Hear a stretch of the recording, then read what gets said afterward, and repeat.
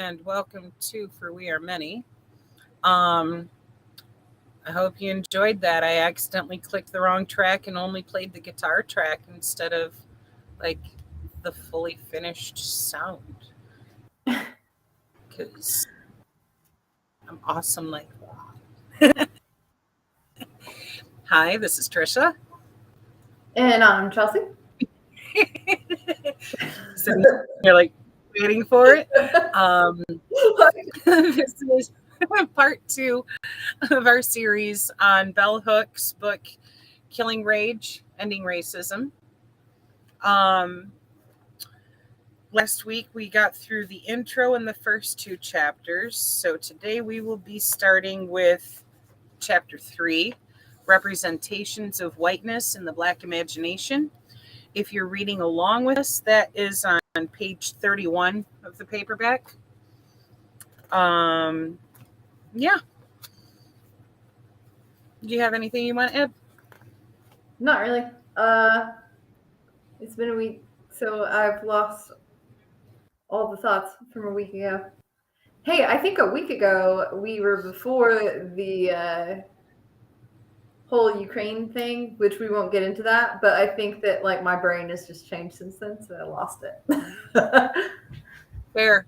It's been a hell of a time deciphering all that shit that's going on over there. And it's kind of insane with some of the arguments between folks online about it when it's just like, look, there's no good guy here. But yeah, I've been so overwhelmed by that head change that I'm like, I remember last week, and that's about all. Yep. Well, if y'all are ready to dive back in here, I'll go ahead and grab the audio file. Let's see. And there's that. Okay. Sharing. Oh, wow. I'm surprised that actually brought it up on screen this time. It didn't do that last week. Oh, duh. You were sharing the audio last week. Never. I was like, why would you have done that? No. I can't believe that you found it. I looked everywhere for that on the laptop. I didn't get it down. I couldn't find it. It was some goofy shit. I'll walk you through it after we get done here. Yeah. But yeah, it was crazy having to like go through links and actually download software for this. It's just crazy that after having downloaded the audio for this last week, when I logged back into it today, it made me download it again. So it didn't even have any retention. It's the most non-functioning thing I've ever seen. Right. And this is supposed to be who put it together, but it's absolutely not functional at all. Right. Like this, how is this like helping? You have to really sit there and think about it. Like you're like, where do I go? I need this so badly. Right. Yeah. I was very desperate. I was like, no, please, but can you just give it to me? Oh goodness. Yeah. This software is a little extra, but you know, at least it's functional and it saves our vocal cords some. Have we shared this yet? Okay, I'm gonna go ahead and hit play here. Cool. Mass media trivialization of Black rage reinforces white denial that white supremacy exists, that it is institutionalized, perpetuated by a system that condones the dehumanization of Black people by encouraging everyone to dismiss rage against racism as in no way a response to concrete reality, since the Black folks they see complaining are affluent. Concurrently, affluent Blacks are rarely linking their rage to any progressive challenge and critique of white supremacy rooted in solidarity with the Black masses. Made to feel ashamed that they or anyone else dare to even speak about rage at racial discrimination. Often privileged class black people are the group most eager to silence discussions of militant rage, mentally challenging and white supremacist patriarchy. They simply want equal access to privilege within the existing structure. However, when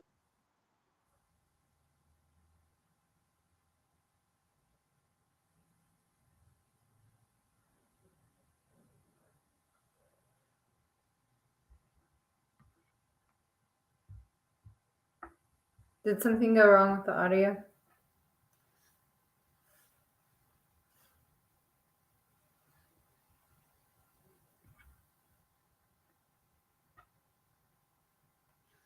If your connection is bad, I can also play it.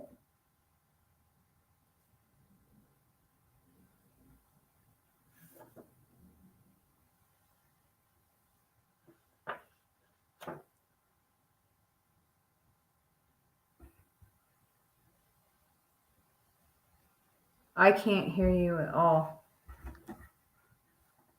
I muted my mic and forgot. That wasn't my signal cutting out. That was me trying to make the window smaller so I could see if anybody joined us in the chat on YouTube. And it made the sound glitch for a second. Oh, okay. Okay. That's fine. Okay. I couldn't tell if it was just a lady reading it or what was going on. Yeah, that's fine. You know, that was me trying to resize the window so I could see all of the stuff on the display. Okay. It didn't work well for me. That's fine. It just sounded weird for a second and I couldn't figure out if it was the reading or if it was you or like, so you're good. It's a computer being weird. Okay. And black rage appear pathological rather than identify the structure wherein that rage surfaces. At times, black rage may express itself pathologically. However, it also can express itself in ways that lead to constructive empowerment. Black rage against injustice, against systems of domination, particularly as it is expressed in black youth culture, is mirrored in the rebellion against the white.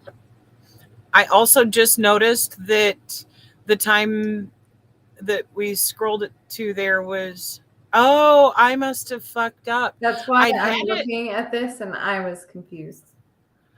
I'm sorry. I had it at 57:45 and I just noticed that somehow it backed up to 55:34.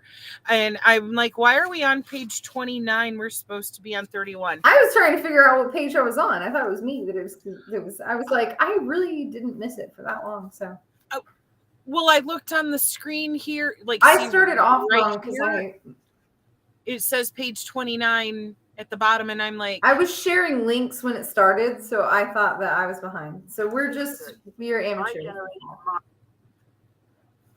Okay. Page 32. In the chapter on file, page 30. My generation marched for Martin Luther King. It wants to go 2 pages at a time. That's the difference between my generation and their kids. It's supposed to be the suspect murdered. 57:45. God. And the train incident. Here we go again. Do you want me to go on mine? They want to appear. No, I just want this damn thing to quit scrolling so fast where I can at least get it to 57 minutes. Oh my God, this is dumb. I'm telling so you, it's sorry, a very finicky thing. So, I mean, I could just start it on mine and then. In the rebellion, page 30. My generation marched for Martin Luther King. I guess we can listen to their kids to one black. page play out. That's I don't know. The difference between my generation and their kids. I'm going to take a bite of my food. This is a generation of kids who are tired of racism and white supremacy, who are less willing to engage in denial. A generation that may be willing to launch organized collective resistance. White and black conservatives alike fear them and want to wipe out. It's a good ending to the last chapter. Any possibility that it really might was. join together to engage in processes of radical politicization that would transform this nation. Racist white adults want their children to fear blackness so that they will not cross race boundaries and unite in political solidarity. They want them to see black rage as always and only pathological, rather than as a just response to an unjust situation. These bourgeois whites like many of their black counterparts, do not want rage against the status quo to assume the form of strategic resistance.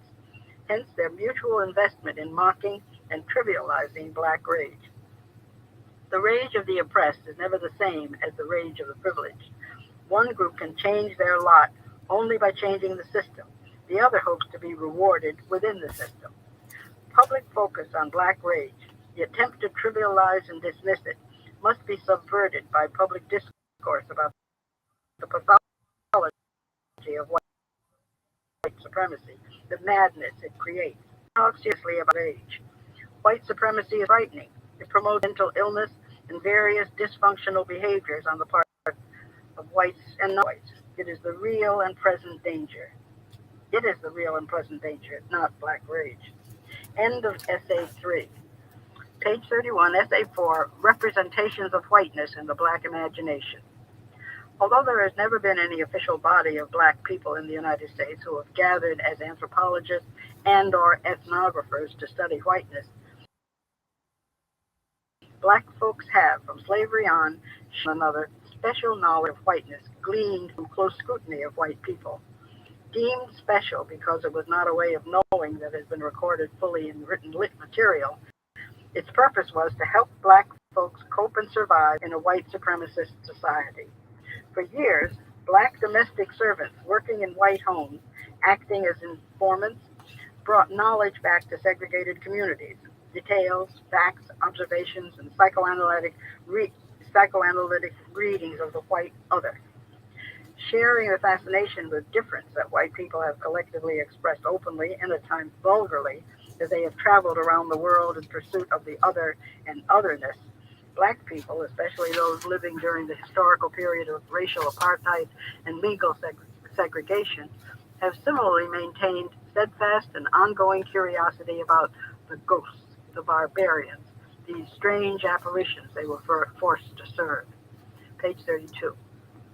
In the chapter on wildness, in Shamanism, Colonialism, and the Wild Man, Michael Taussig urges a stretching of our imagination and understanding of the other.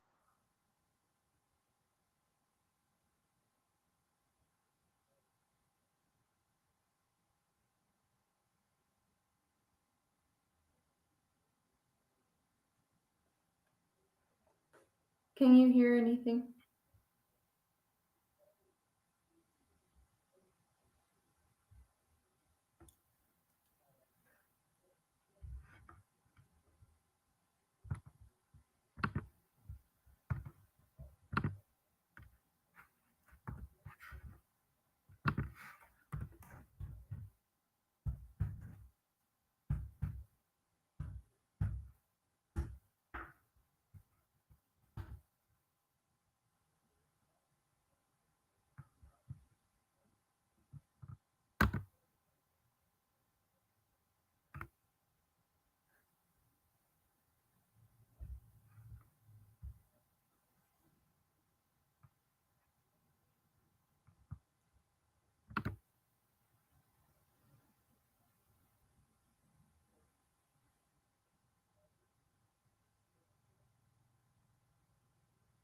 Imperialism, colonialism, and racism actively. Sorry, is the audio for the book not coming through? I don't know what happened. I was at Shamanism, Colonialism, and the Wild Man. Oh, wow, that's weird. Is it playing now? Coerce black folks to internalize negative. Yeah? Yeah, I mean, I didn't highlight that part. I didn't highlight until 33, so. Okay, let me just Page 30. My generation go back marched, page to 32. the top of the page. In the chapter on wildness, in Shamanism, Colonialism, and the Wild Man, Michael Taussig urges a stretching of our imagination and understanding of the other to include inscriptions on the edge of official history. Naming his critical project, identifying the passion he brings to the quest to know more deeply you who are not ourselves, Taussig explains, quote, I'm trying to reproduce a mode of perception, a way of seeing through a way of talking, figuring the world through dialogue that comes alive with sudden transformative force in the crannies of everyday life's pauses and juxtapositions, as in the kitchens of the Putumayo or in the streets around the church in the Niña Maria. There's always a way of representing the world in the roundabout speech of the collage of things. It is a mode of perception that catches on the debris of history. End quote. I, too, am in search of the debris of history. I'm wiping the dust off past conversations to remember some of what was shared in the old days when black folks had little intimate contact with whites, when we were much more open about the way we connected whiteness with the mysterious, the strange, and the terrible. Of course, everything has changed. Now, many black people live in the bush of ghosts and do not know themselves separate from whiteness. They do not know this thing we call difference. Systems of domination, imperialism, colonialism, and racism actively coerce black folks to internalize negative perceptions of blackness, to be self-hating. Many of us succumb to this. Page 33. Yet blacks who imitate whites, adopting their values, speech habits of being, and so forth, continue to regard whiteness with suspicion, fear, and even hatred. This contradictory longing to possess the reality of the other, even though that reality is one that wounds and negates, is expressive of the desire to understand the mystery, to know intimately through imitation, as though such knowing, worn like an amulet, a mask, will ward away the evil, the terror. Searching the critical work of post-colonial critics, I found much writing that bespeaks the continued fascination with the way white minds, particularly the colonial imperialist traveler, perceive blackness, and very little expressed interest in representations of whiteness in the black imagination. Black cultural and social critics allude to such representations in their writing. Yet only a few have dared to make explicit those perceptions of whiteness that they think will discomfort or antagonize readers. James Baldwin's collection of essays, Notes of a Native Son, explores these issues with a clarity and frankness that is no longer fashionable in a world where evocations of pluralism and diversity differences arbitrarily imposed by white racist domination. Addressing the way in which whiteness exists without knowledge of blackness, even as it collectively asserts control, Baldwin links issues of recognition to the practice of imperialist racial domination.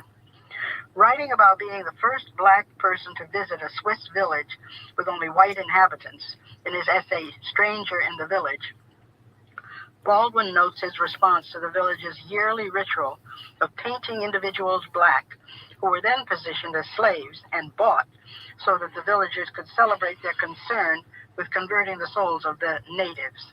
Quote, Holy fuck. I know. I mean, it's I highlighted parts of that, but like I don't even have anything that I can.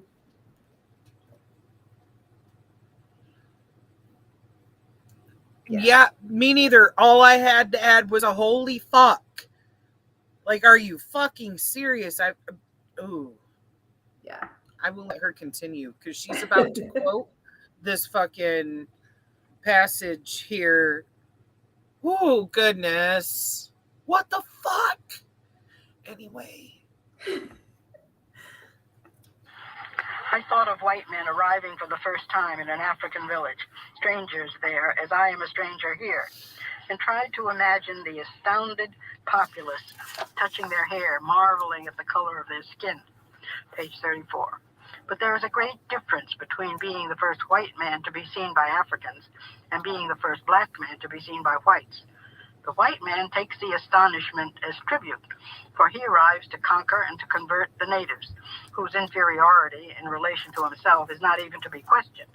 Whereas I, without a thought of conquest, find myself among a people whose culture controls me, has even in a sense created me, people who have cost me more in anguish and rage than they will ever know, who yet do not even know of my existence.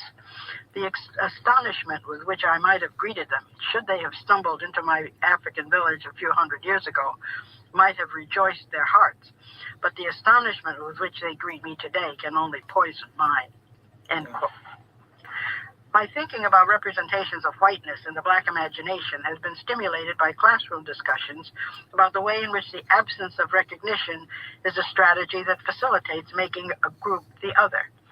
In these classrooms, there have been heated debates among students when white students respond with disbelief, shock, and rage as they listen to black students talk about whiteness, when they are compelled to hear observations, stereotypes, and so forth that are offered as data gleaned from close scrutiny and study. Usually, white students respond with naive amazement that black people critically assess white people from a standpoint where whiteness is the privileged signifier. Their amazement that black people watch white people with a critical ethnographic gaze is itself an expression of racism.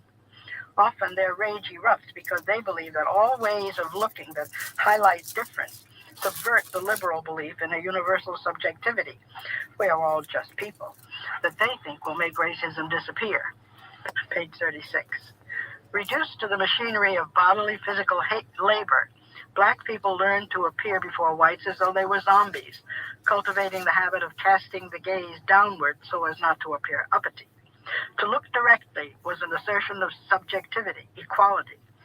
Safety resided in the pretense of invisibility.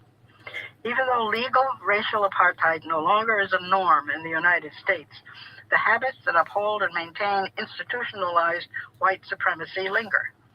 Since most white people do not have to see black people constantly appearing on billboards, television, movies, and magazines and so forth, and they do not need to be ever on guard, nor to observe black people to be safe, they can live as though black people are invisible, and they can imagine that they're also invisible to blacks.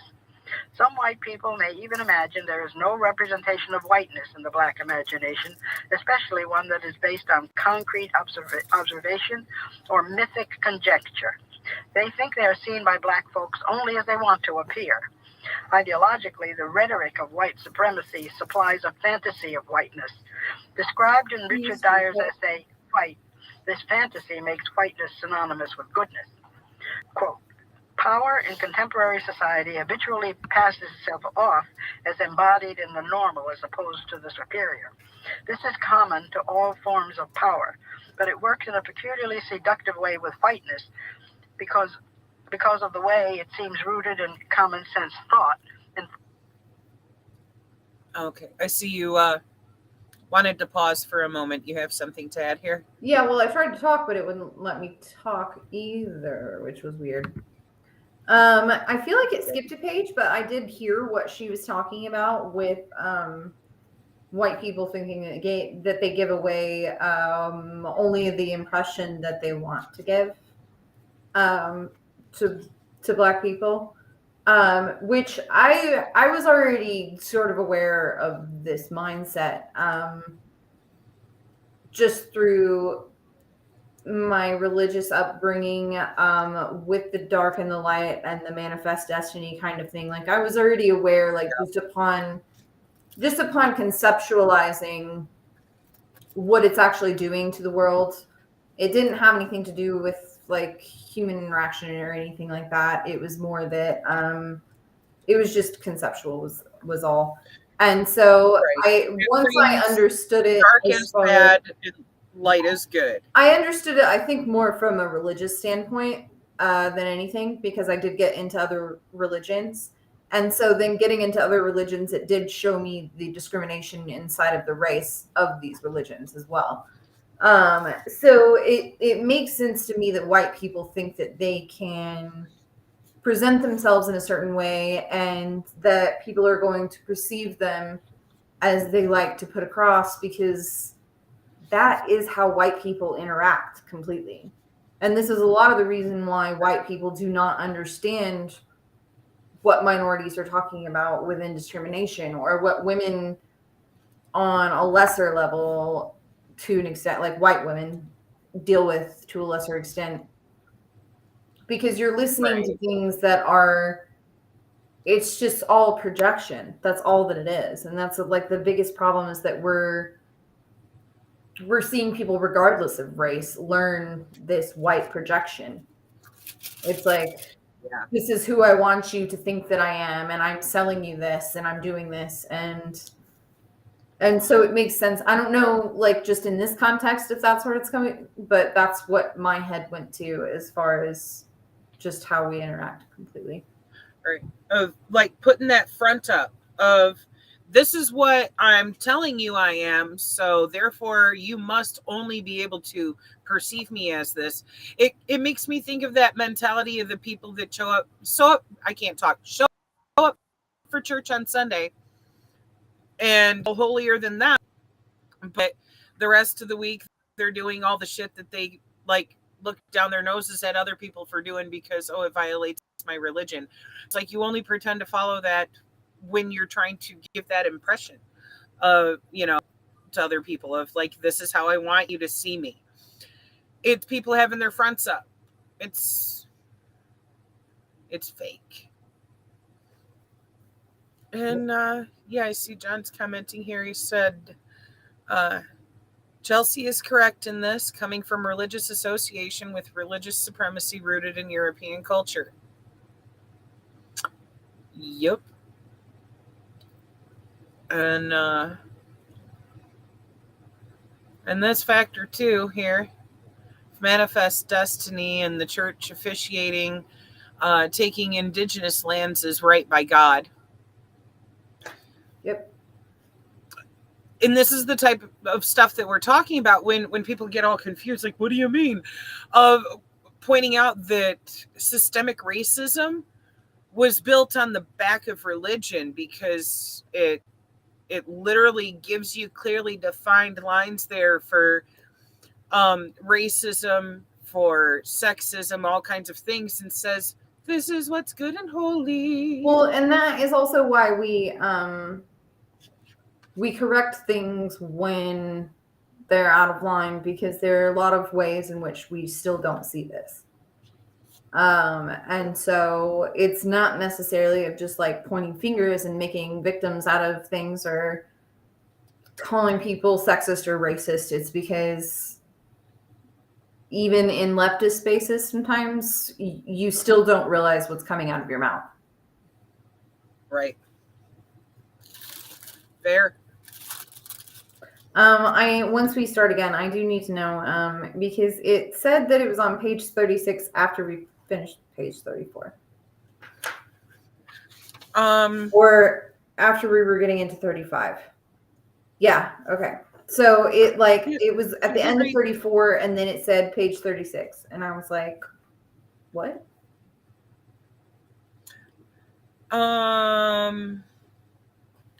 Let me rewind that then. No, I mean, do you know where you're at? Yeah, I didn't highlight much in this and I was still listening, so it's fine. So if you know where we're at, just let me know and I can.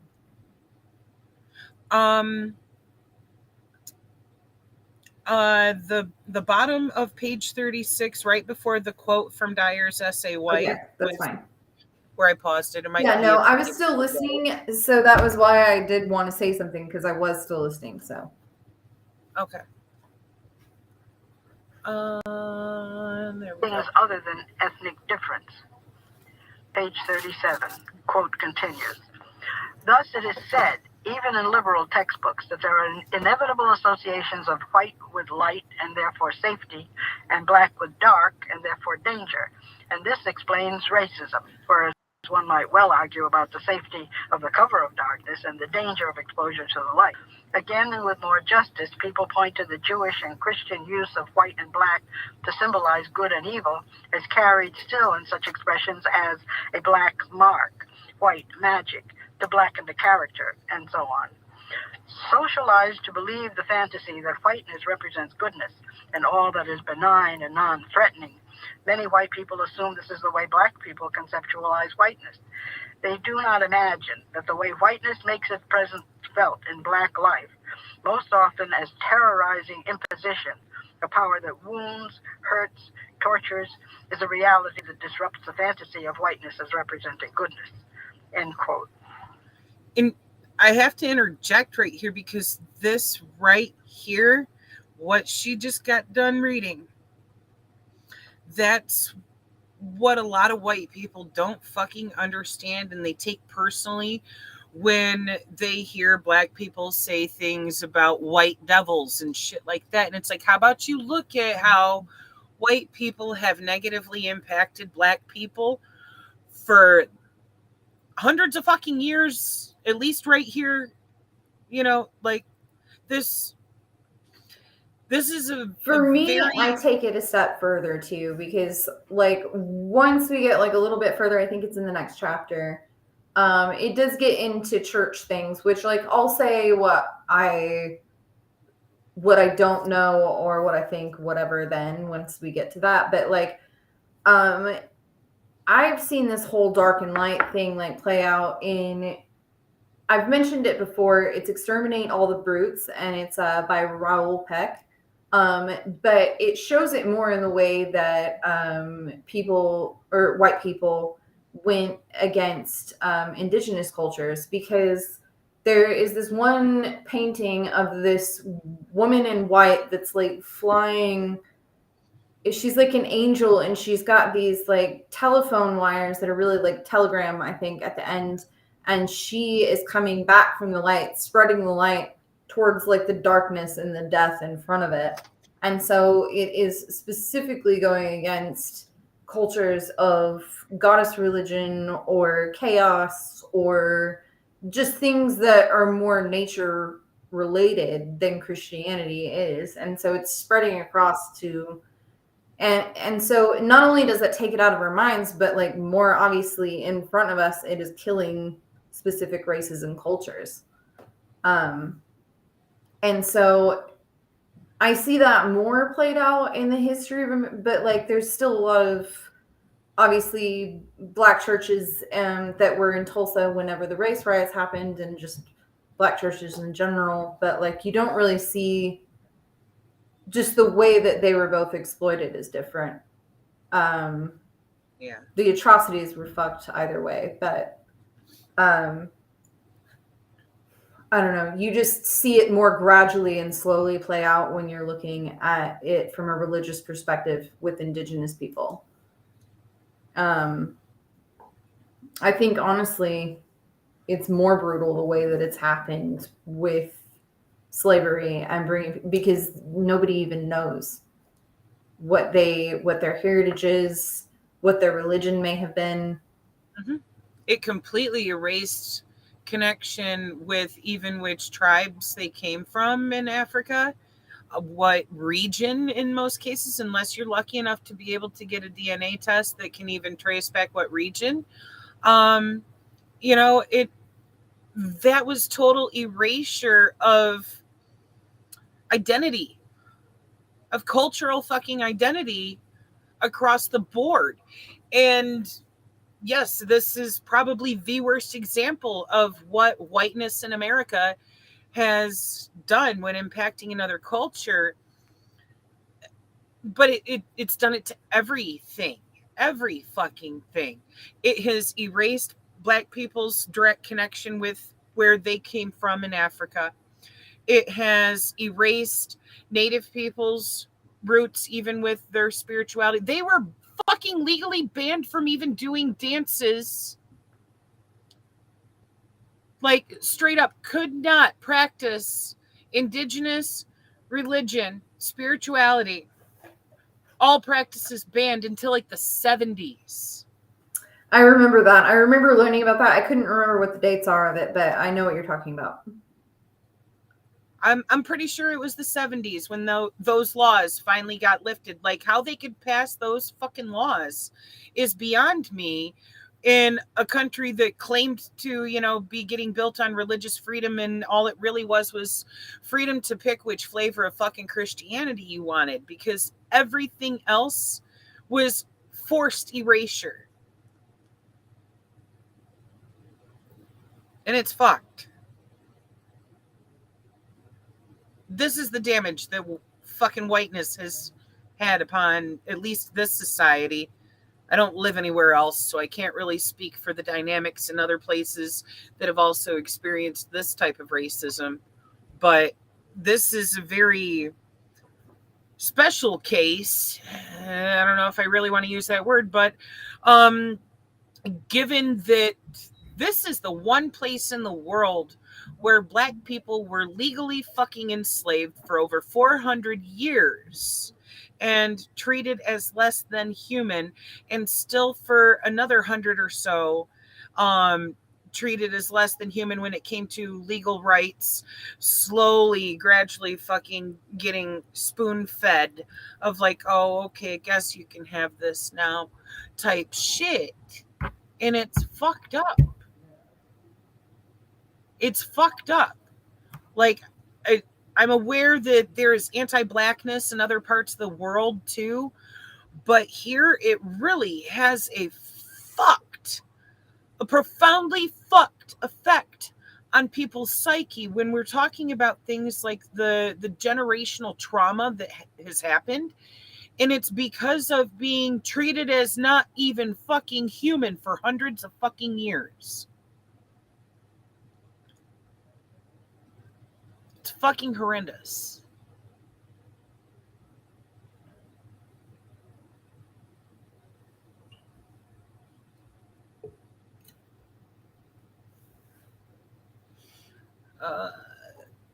Can't see if there's any comments.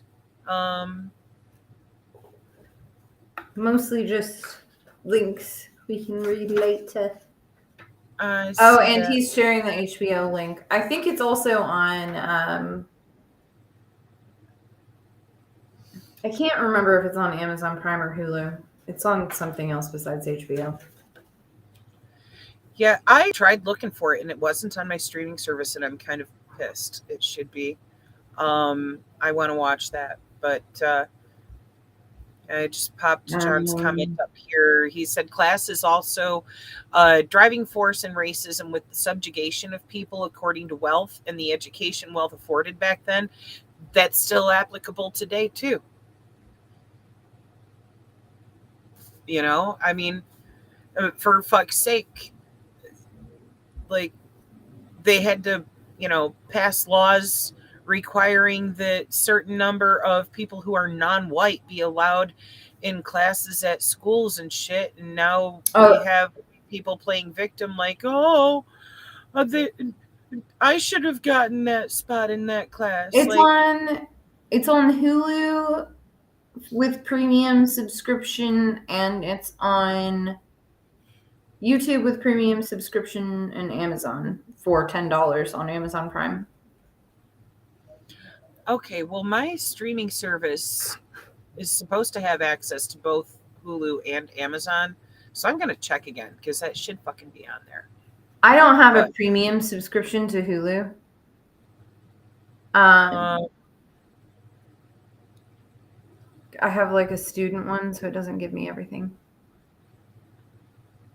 Well, if one of us can actually get a fucking stream of that to share, we should do a movie night with that. Oh, okay. Yeah, that'd be cool. And like we obviously won't be able to stream the movie, but we can, especially that one though, private attendance with our regulars and our people on Patreon, and just invite you guys into like a private Zoom room or something to be able to watch that together. Yeah. It has been a hot minute since we've done a movie night, so no, that one would be cool too because it keeps coming up. So right. But you want to get going again? Did you have anything else you wanted to add before I go back to the text? Let me take a short, very quick break. We'll be right back. Okay. If we are going to pause for the cause for a second, then my cat's ruining my life. I will see if there is another random music file that we can play here or something, because Rob's got all kinds of stuff in our Google Drive. Maybe play some music for you for a moment. Ooh, and I'm dropping the whole window down. I'm still riding that learning curve on this software, by the way. It seems to be slower. Oh, you're back. Okay, I won't even bother changing the screen share to Google Drive music. No, yeah, it wasn't long. Okay. All right. I am going to hit play, and I'll still be able to hear, but I gotta get up and go shut my air conditioning off. Okay. The sun went down, the temp is quickly dropping. Don't need that no more. Collectively, black people remain rather silent about representations of whiteness in the black imagination. As in the old days of racial segregation, where black folks learned to wear the mask, many of us pretend to be comfortable in the face of whiteness, only to turn our backs and give expression to intense levels of discomfort. Especially talked about is the representation of whiteness as terrorizing. Without evoking a simplistic essentialist us and them dichotomy that suggests black folks merely invert stereotypical racist interpretations so that black becomes synonymous with goodness and white with evil, I want to focus on that representation of whiteness that is not formed in reaction to stereotypes, but emerges as a response to the traumatic pain and anguish that remains a consequence of white racist domination. A psychic state that informs and shapes the way black folks see whiteness. Page 38. Stereotypes black folks maintain about white folks are not the only representations of whiteness in the black imagination. They emerge primarily as responses to white stereotypes of blackness. Lorraine Hansberry argues that black stereotypes of whites emerge as a trickle-down process of white stereotypes of blackness, where there is the projection onto an other all that we deny about ourselves. In Young, Gifted, and Black, she identifies particular stereotypes about white people that are commonly cited in black communities and urges us not to celebrate this madness in any direction. Quote, "Is it not known in the ghetto that white people as an entity are dirty, especially white women who never seem to do their own cleaning? Inherently cruel, the cold, fierce roots of Europe. Who else could put all those people into ovens scientifically? Smart, you really have to hand it to the MFs, and anything but, because look who has had to live with little passion in the guise of love and hatred all these centuries," and so on. End quote. Stereotypes, however inaccurate, are one form of representation. Like fictions, they are created to serve as substitutions, standing in for what is real. They are there not to tell it like it is, but to invite and encourage pretense. They are a fantasy, a projection onto the other that makes them less threatening. Stereotypes abound when there is distance. They are an invention, a pretense that one knows when the steps that would make real knowing possible cannot be taken or are not allowed. Looking past stereotypes to consider various representations of whiteness in the black imagination, I appealed to memory, to my earliest recollections of ways these issues were raised in black life. Page 39. Returning to memories of growing up in the social circumstances created by racial apartheid, to all black spaces on the edges of town, I re-inhabit a location where black folks associated whiteness with the terrible, the terrifying, the terrorizing. White people were regarded as terrorists, especially those who dared to enter that segregated space of blackness. As a child, I did not know any white people. They were strangers, rarely seen in our neighborhoods. The official white men who came across the tracks were there to sell product, Bibles, and insurance. They terrorized by economic exploitation. What did I see in the gazes of those white men who crossed our thresholds that made me afraid, that made black children unable to speak? Did they understand at all how strange their whiteness appeared in our living rooms, how threatening? Did they journey across the tracks with the same adventurous spirit that other white men carried to Africa, Asia, to those mysterious places they would one day call the third world? Did they come to our houses to meet the other face to face and enact the colonizer role, dominating us on our own turf? Their presence terrified me.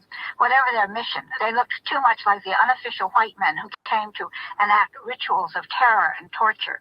As a child, I did not know how to tell them apart, how to ask the real white people to please stand up. The terror that I felt is one black people have shared. Whites learn about it secondhand. confessing in soul, sister, that she too began to feel this terror after changing her skin to appear black and going to live in the South. Grace Halsell described her altered sense of whiteness.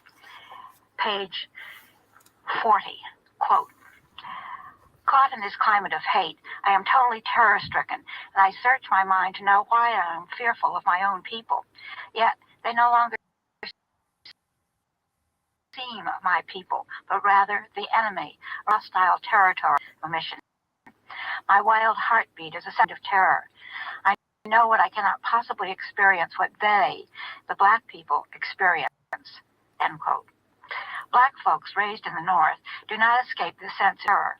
In her autobiography, Every Goodbye Ain't Gone, Itabari Njeri begins the narrative of her northern childhood with a memory of southern roots, traveling south as an adult to investigate the murder of her grandfather by white youth who were drag racing and ran him down in the streets.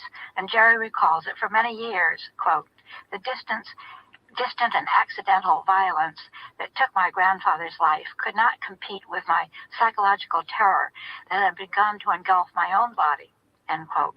Ultimately, she began to link that terror with the history of black people in the United States, seeing it as an imprint carried from the past to the present. Quote, "As I grew older, my grandfather assumed mythic proportions in my imagination.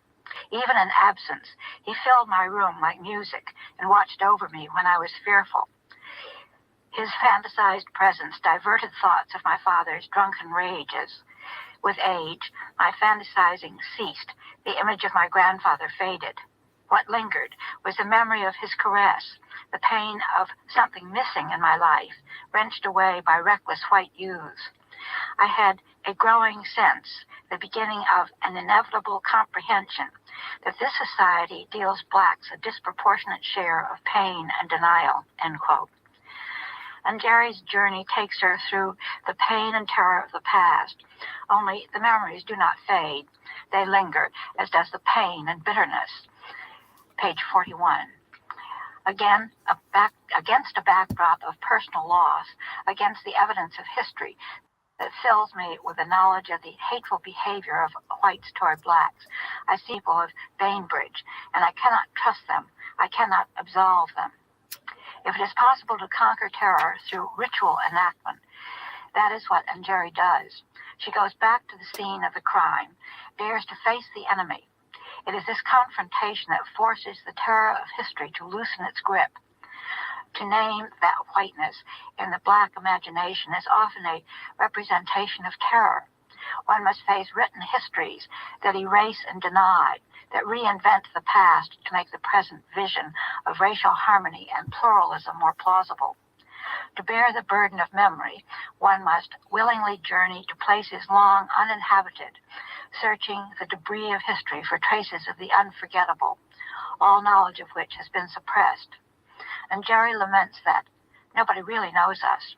She writes, quote, so institutionalized is the ignorance of our history, our culture, our everyday existence that often we do not even know ourselves, end quote.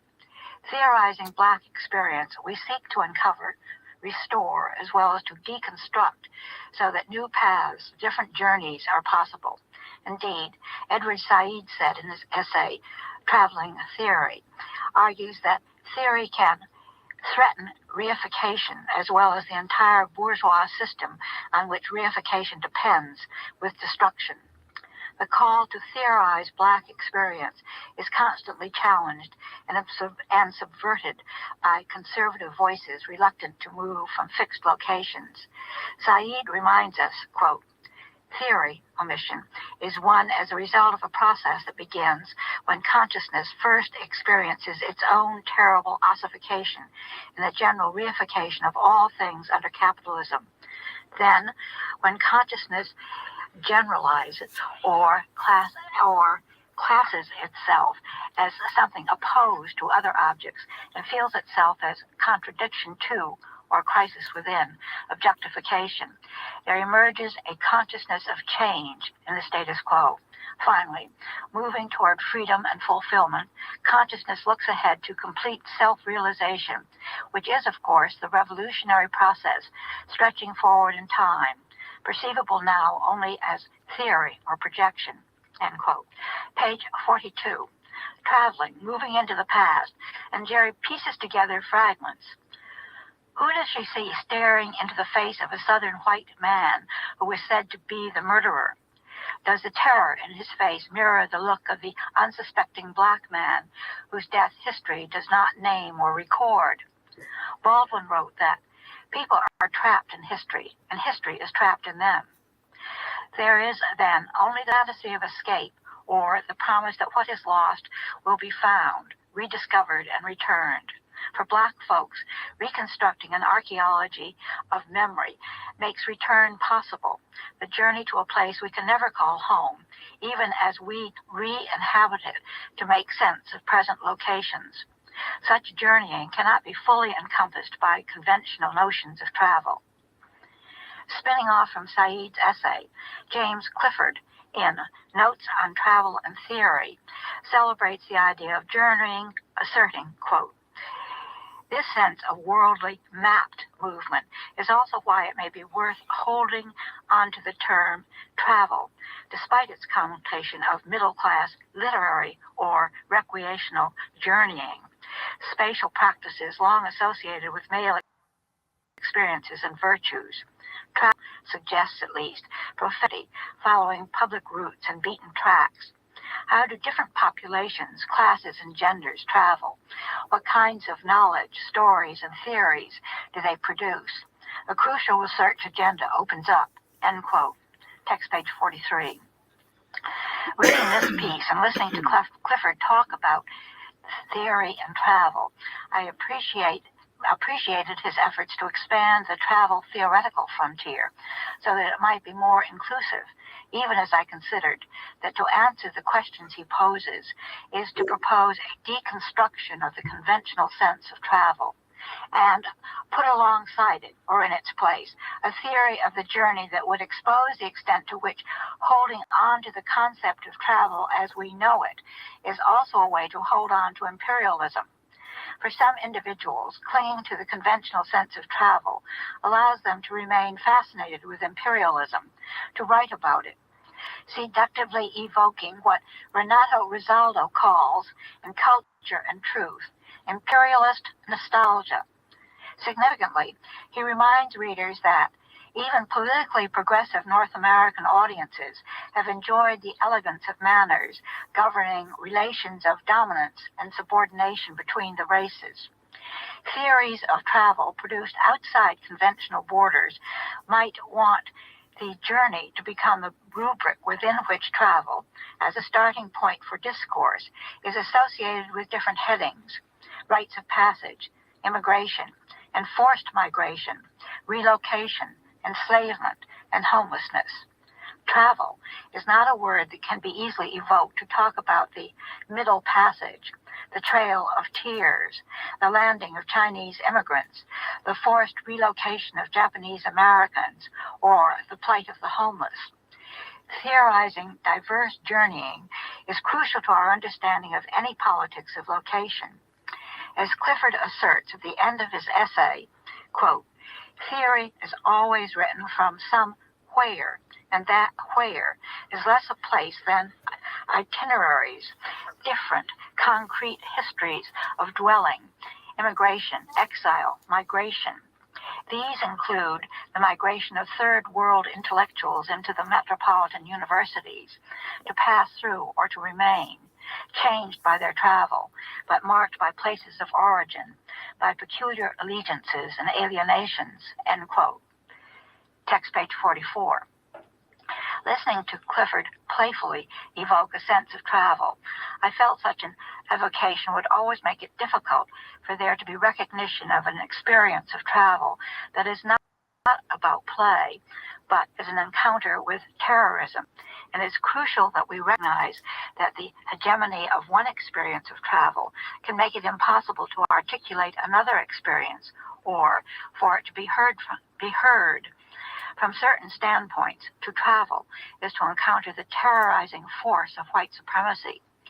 To tell my travel stories, I must name the movement from racially segregated Southern community, from rural Black Baptist origin, to prestigious white university settings.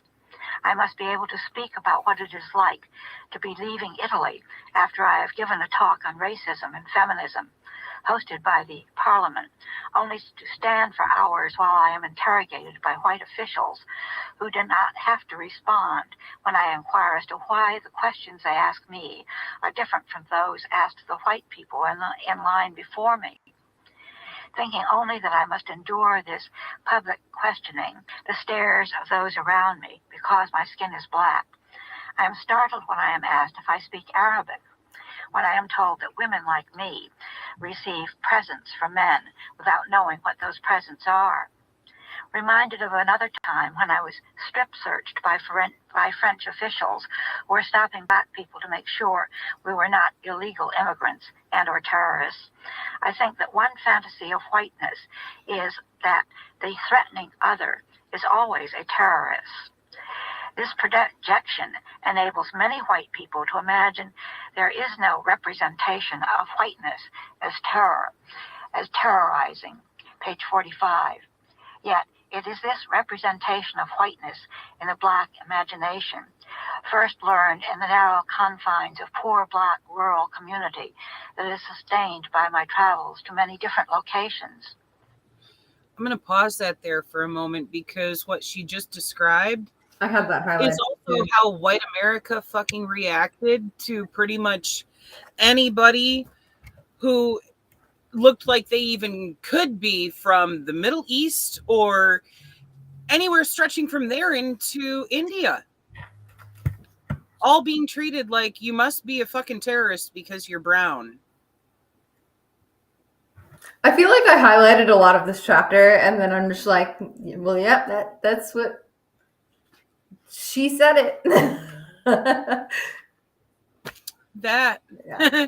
it's one of those things that is so fucking pervasive in white American society, to completely fucking demonize people on their pigment level of like, oh wait, somebody who looks like you did something bad, fuck all of you. And every fucking time that I see racist ass white people putting shit out there like that, I'm like, excuse me, hold the fucking train, because if you want to look at the statistics, over 90% of terrorist activity in the United States has been committed by white male Christians. So who's the real terror threat here? Do you see everybody being like, oh, fuck all white men because they are literally the number one fucking risk factor in this country? Nope. And the only reason why you don't is because they're white. Yeah. They have a God complex inside of a God complex, and so they just need to feel special and recognized. Uh-huh.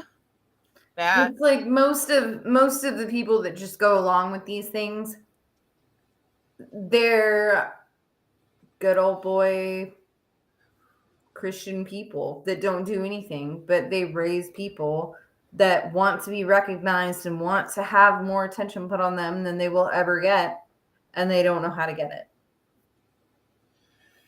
And so it's just bizarre to me to see that people react this way to people that change cultures and change locations. I mean, obviously, when you change a culture or location, you're more likely to adapt and not try to be overbearing. And so it just really, even logically, doesn't make sense that that white people wouldn't feel the most comfortable in this United States environment. It's like, and especially with the way that they treat people, even if they're born here, even if their culture and their ethnicity is different. I mean, they already assume that is so, just by looking at someone without even, when we all know that has nothing to do with it anymore. Race has nothing to do with citizenship anymore. But like, I mean, that's how they look at it.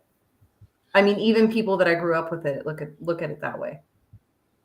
Right. It's one of those things that exemplifies white privilege that a lot of white people want to deny that they have. And it's like, no, you just don't realize, because you are not being racially profiled like this simply because you're white.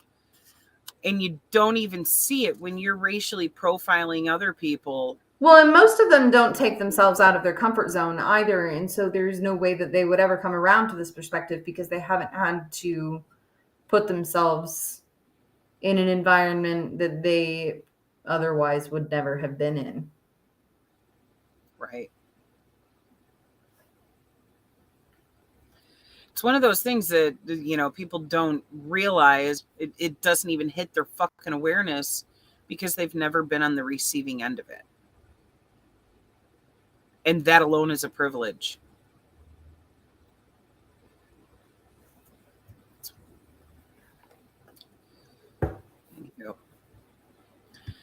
And back to the text. To travel, I must always move through fear, confront terror. It helps to be able to link this individual experience to the collective journeying of Black people, to the Middle Passage, to the mass migration of Southern Black folks to northern cities in the early part of the 20th century. Michel Foucault posits memory as a site of resistance. As Jonathan Arac, A-R-A-C, puts it in his introduction to Postmodernism and Politics, the process of remembering transforms history from a judgment on the past in the name of a present truth to a counter-memory that combats our current modes of truth and justice, helping us to understand and change the present by placing it in a new relation to the past. It is useful, when theorizing Black experience, to examine the way the concept of terror is linked to representation of whiteness. In the absence of the reality of whiteness, I learned as a child to be safe. It was important to recognize the power of whiteness, even to fear it, and to avoid encounter. There was nothing terrifying about the sharing of this knowledge as survival strategy. The terror was made real only when I journeyed from the Black side of town to a predominantly white area near my grandmother's house. I had to pass through this area to reach her place. Describing these journeys across town and the home place, site of resistance, I remembered, quote, "It was a movement away from the segregated Blackness of our community into a poor white neighborhood. I remember the fear, being scared to walk to Baba's, our grandmother's home, because we would have to pass that terrifying whiteness, those white faces on the porches staring us down with hate. Even when empty or vacant, those porches seem to say, 'Danger, you do not belong here, you are not safe,'" end quote. Page 46. Oh, that feeling of safety, of arrival, of homecoming, when we finally reached the edges of her yard, when we could see the soot-black face of our grandfather, Daddy Gus, sitting in his chair on the porch, smell his cigar, and rest on his lap. Such a contrast, that feeling of arrival, of homecoming, the sweetness and the bitterness of the journey, that constant reminder of white power and control. Even though it was a long time ago that I made this journey, associations of whiteness with terror and the terrorizing remain. Even though I live and move in spaces where I am surrounded by whiteness, there is no comfort that makes the terror disappear. All Black people in the United States, irrespective of their class, status, or politics, live with the possibility that they will be terrorized by whiteness. This terror is most vividly described by Black authors in fiction writing, particularly Toni Morrison's novel, Beloved. Baby Suggs, the Black prophet, who is most vocal about representations of whiteness, dies because she suffers an absence of color.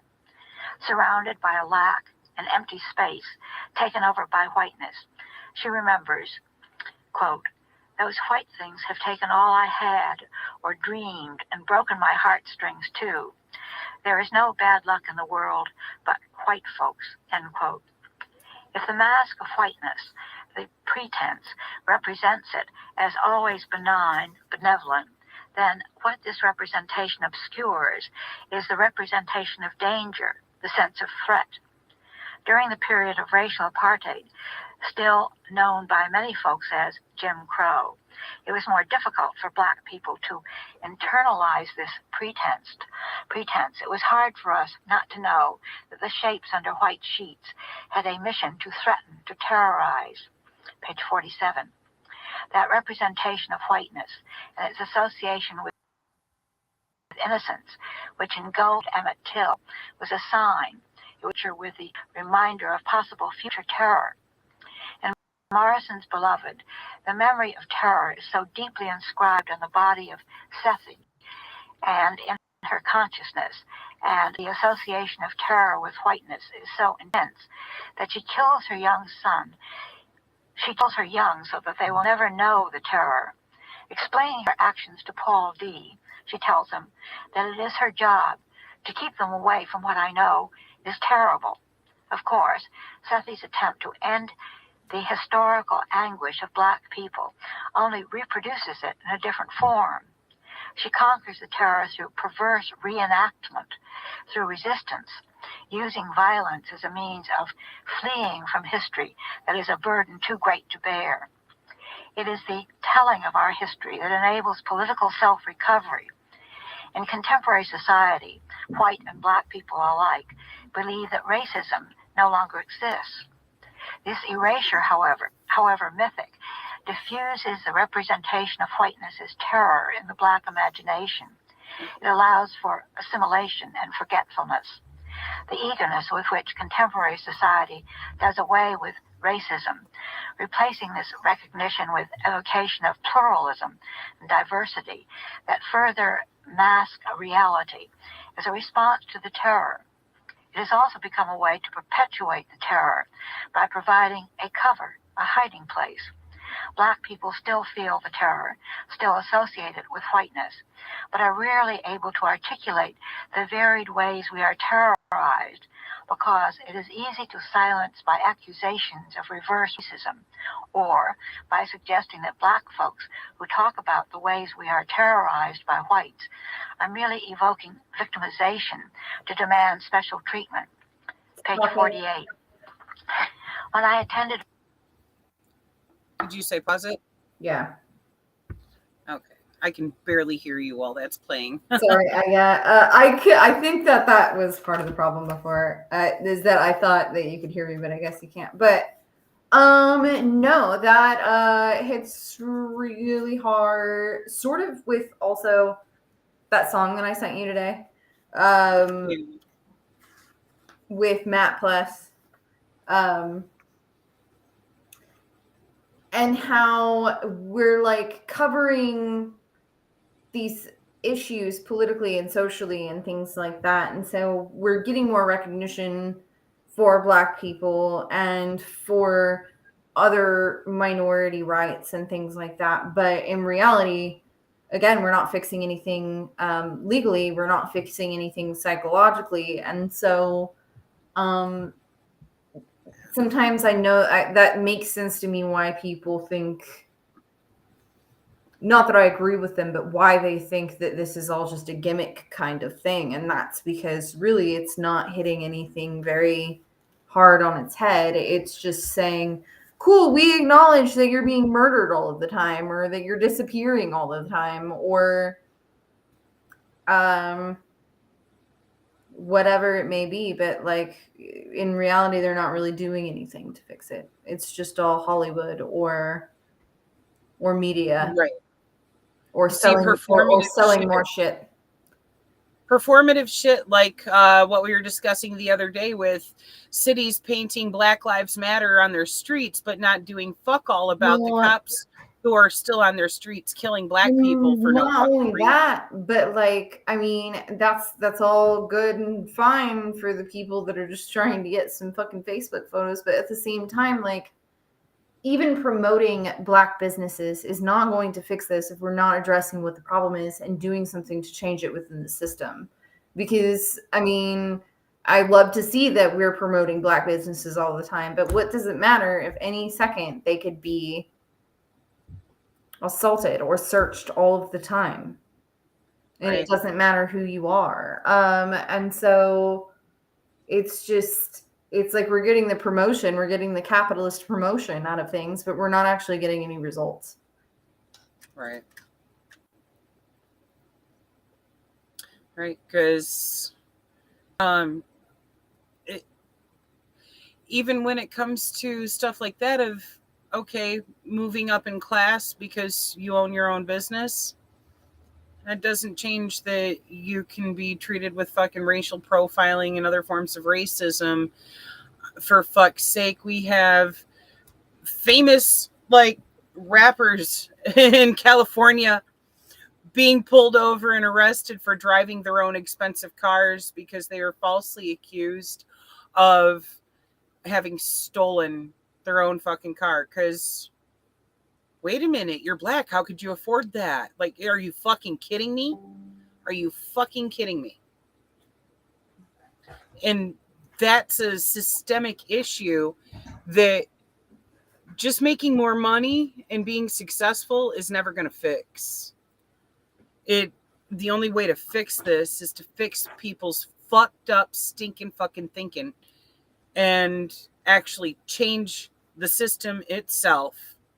This was built on racism and sexism, and the only way to fix those things is completely fucking destroy it, because it is inherent to this system. We need a new one. We need a new one that isn't fucking built completely on white supremacy and male supremacy. It's fucked. And yes, John, you're correct. Capitalism is core to this systemic problem. Who wants to give up power?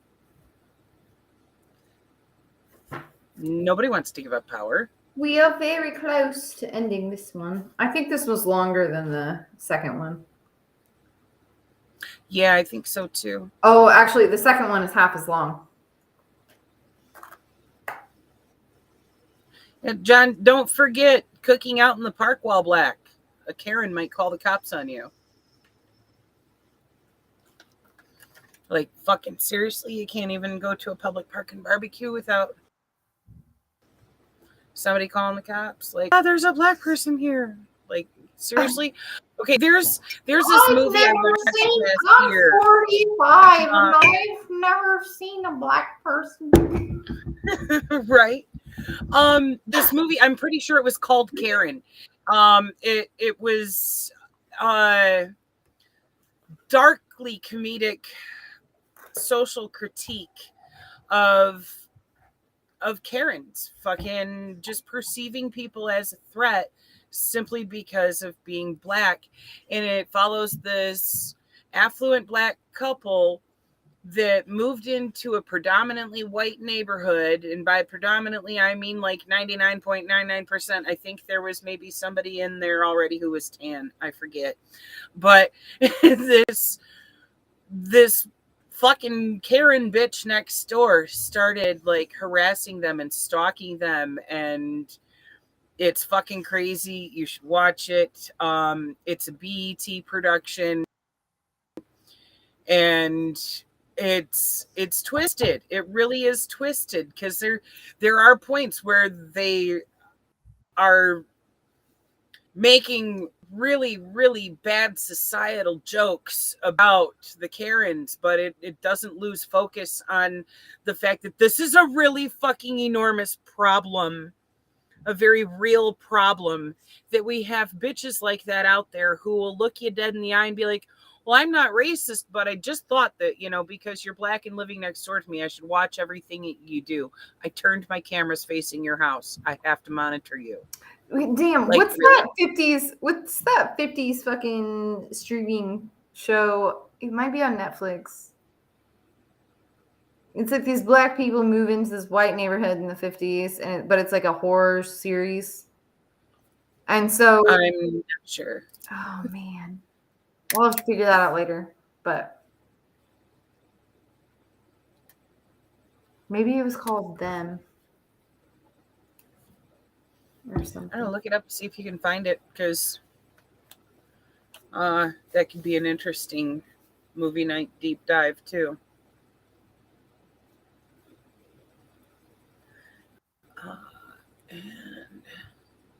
And back to the I think it's called Them. What?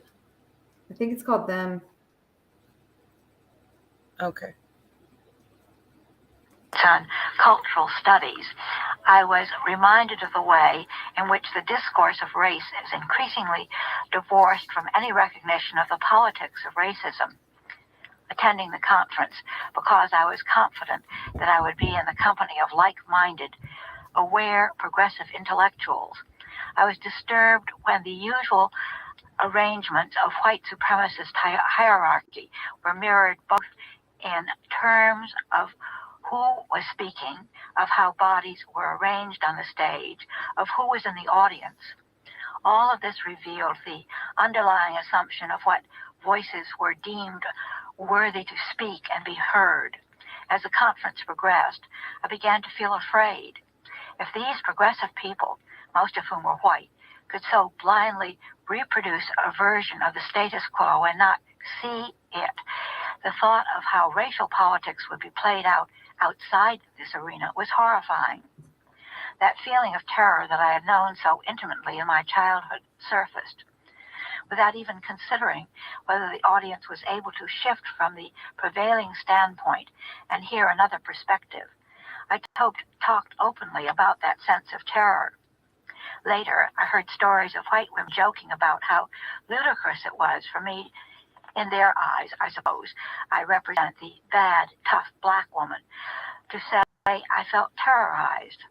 Their inability to conceive that my terror, like that of Sethi's, as a response to the legacy of white domination and the contemporary expressions of white supremacy, is an indication of how little this culture really understands the profound psychological impact of white racist domination. At this same conference, I bonded with a progressive black woman and her companion, a white man. Like me, they were troubled by the extent to which folks chose to ignore the way white supremacy was informing the structure of the conference. Talking with a black woman, I asked her, "What do you do when you are tired of confronting white racism, tired of the day-to-day incidental acts of racial terrorism? I mean, how do you deal with coming home to a white person?" Page 49. Laughing, she said, "Oh, you mean when I am suffering from white people fatigue syndrome?" He gets that more than I do. After we finish our laughter, we talk about the way white people who shift locations, as her companion has done, begin to see the world differently. Understanding how racism works, he can see the way in which whiteness acts to terrorize without seeing himself as bad, or all white people as bad and all black people as good. Repudiating us and them dichotomies does not mean that we should never speak of the ways of observing the world from the standpoint of whiteness, may indeed distort perception, impede understanding of the way racism works, both in the larger world as well as in the world of our intimate interactions. In the post, I just want to pause for a moment there, because I had that right highlighted. there, that's something that I wish more white people understood. I wish they got it, of like being able to understand how racism works without seeing yourself as bad or all white people as bad, and understand that it's not a fucking form of just hate being fucking shot at all white people. It's like one of those things of, yes, there's some horrible racist ass fucking white people out there, but that doesn't mean all white people are, inherently fucking racist or hateful. And it is possible to have these conversations without playing a fucking false victimhood card of reverse racism that doesn't exist, because there's a difference between personal feelings versus systemic racism. And systemic racism is built with white supremacy being its goal and what it upholds at all fucking times. So there's a point of logic there of having to understand that this applies to this fucking system that you benefit from. That doesn't fucking mean, oh, you're a fucking bad person because you benefit from it. You didn't ask to benefit from it any more than anybody else asked to be oppressed by it. But you should still understand what it is and be able to go, yes, this right here, this is a legitimate fucking problem, because nobody should benefit from their pigment level. Nobody should be oppressed for their pigment level. Yeah, I've had really close friendships and relationships throughout my life with people of different perspectives and ethnic identities. And all it really takes is to see how things play out when you are out together, and to see how they're treated based on certain things. And I don't know, I've always been a loner, so it's been easy for me to see how people manipulate each other and how consistently some stereotypes and prejudices are carried out.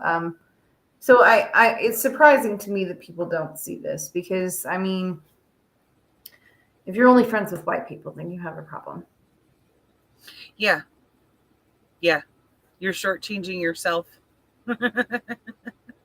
Well, and even picking up on that, some of those tactics can help you that you would never have even known about.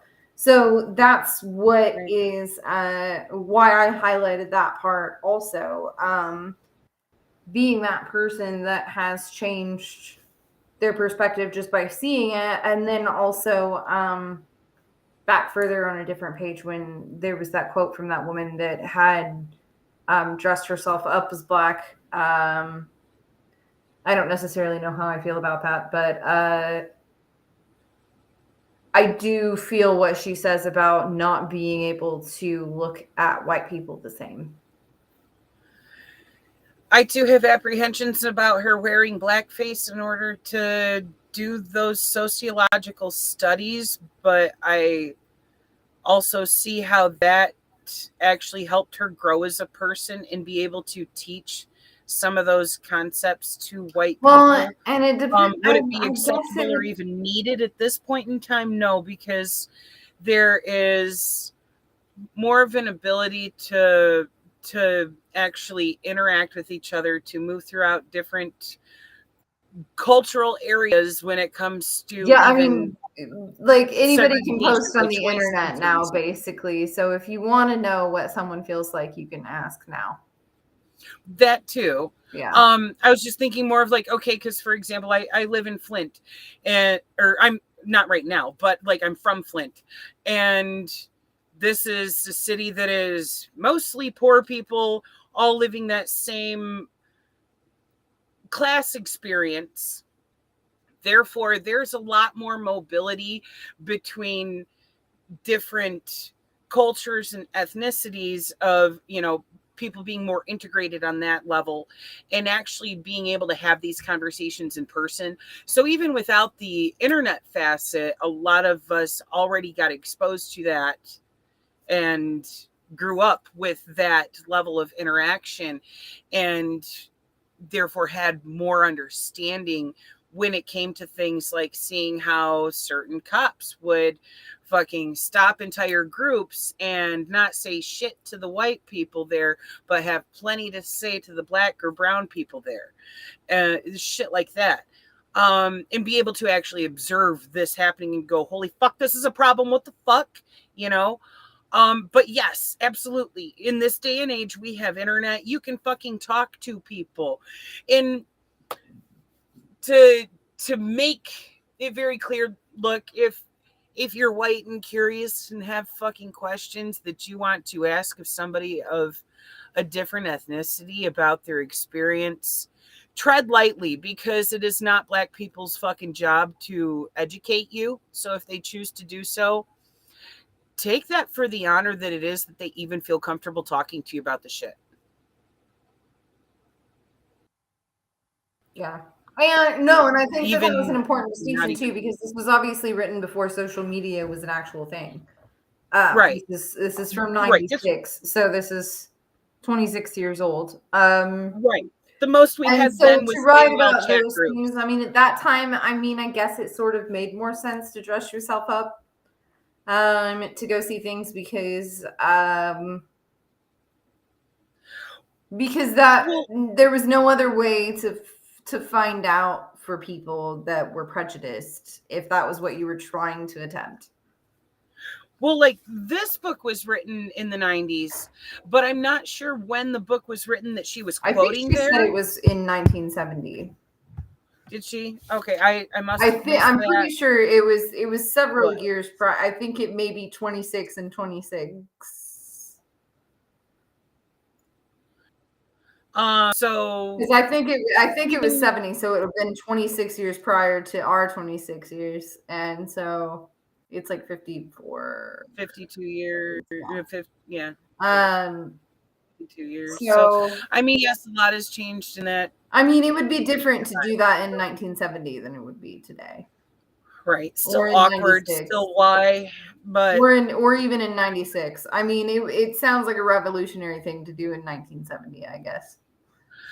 right, because at that point in time, okay, and she's not the only one who did it either. Like, Yeah, I've even heard of this before even in like too. the 90s, I remember seeing this is a vague memory, but I remember seeing a documentary a guy did where he literally went around filming how he was being treated in public as himself, a white man, and then dressed up as a black man and put on makeup and stuff, obviously, to film the difference treated in public when presumed to be a black man. And it was pretty fucking eye-opening, just the horrendous difference in how he was treated in public, just even interacting with people on the street. And so for at the time, that was an eye-opener, and one of the few ways that sociologists could get the point across to white people of how they were happening to the world around them. But yeah, given there's also a world of difference between that versus like racist ass fucking dumb fuck kids on a campus going to a Halloween party dressed up in blackface because they want to be a rapper for Halloween. Stupid shit. You know, that's utter disrespect. Okay, so did you hear about that? Okay. After this, we should, because we're almost at the end of this one. But okay, so Julianne Hough, the Dancing with the Stars skinny blonde girl that is or was Mormon. I don't watch that shit, but sure. Okay, well, okay, so this is when I think she was on that when I was like still in high school, so I was still like living with my mom, and I don't really watch TV, so that's the only reason that I know this is because it's like from the early thousands, I think, or maybe the late thousands. I don't remember. So she dressed up as blackface for Halloween. I can't remember what year it was. But she dressed up as that lady from from Orange is the New Black, Crazy Eyes. She could have totally done that without, Yeah. And so a lot of people said that too. And the so makeup. recently she was going to host this show called The Activist. And so these people, they have to spread their activism around and they win cash prizes if they're the best activist. The show was shut down before it was aired, I believe. Sounds like it needed to be.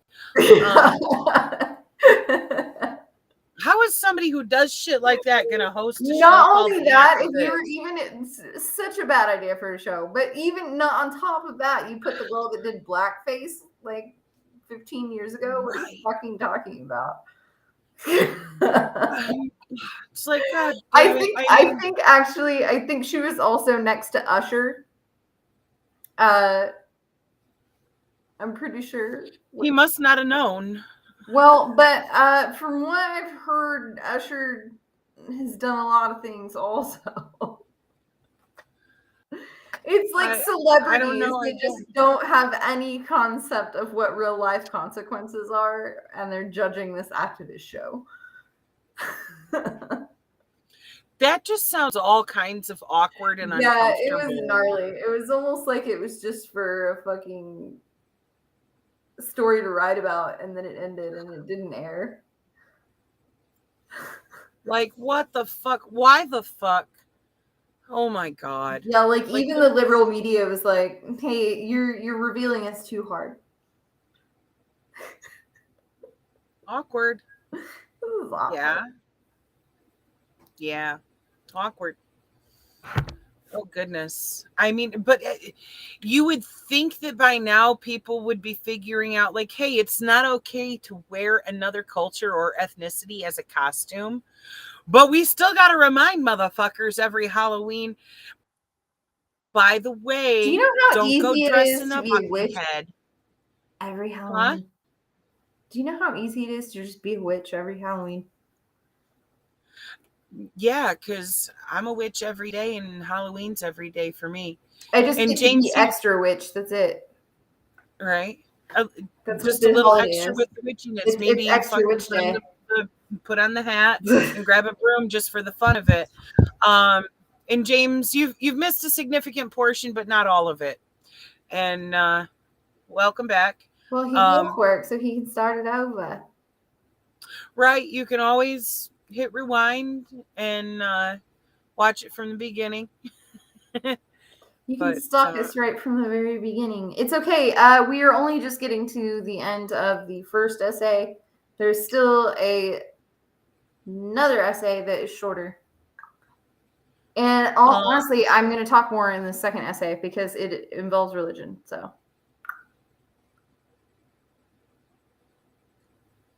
and also it does get into sexism before I thought we were going to get into sexism. So let's go with this sexism. We will. And before we fully dive into that, I want to highlight what John just said here that addresses the sexism preemptively here. Like, hey, he said the reality is this: patriarchal families are not safe, constructive places for the development of identities and kinship ties free of the crippling weight of domination. He is right. Goddamn And right. Also, the next chapter gets into this also. Mm-hmm. It gets into this, and it gets into religion, and it gets to the confusion between all of them. Yeah. It's about to get real fucking interesting up in here. Yes. Let's finish this one. Take a very small break, like the last very small break, and then yeah. The next one is half as long, but I might have more to say. Okay. And same. All right. Back to the text. Colonial critic Gayatri Spivak, that's Gayatri Spivak, Spivak, calls for a shift in locations, clarifying the radical possibilities that surface when positionality is problematized.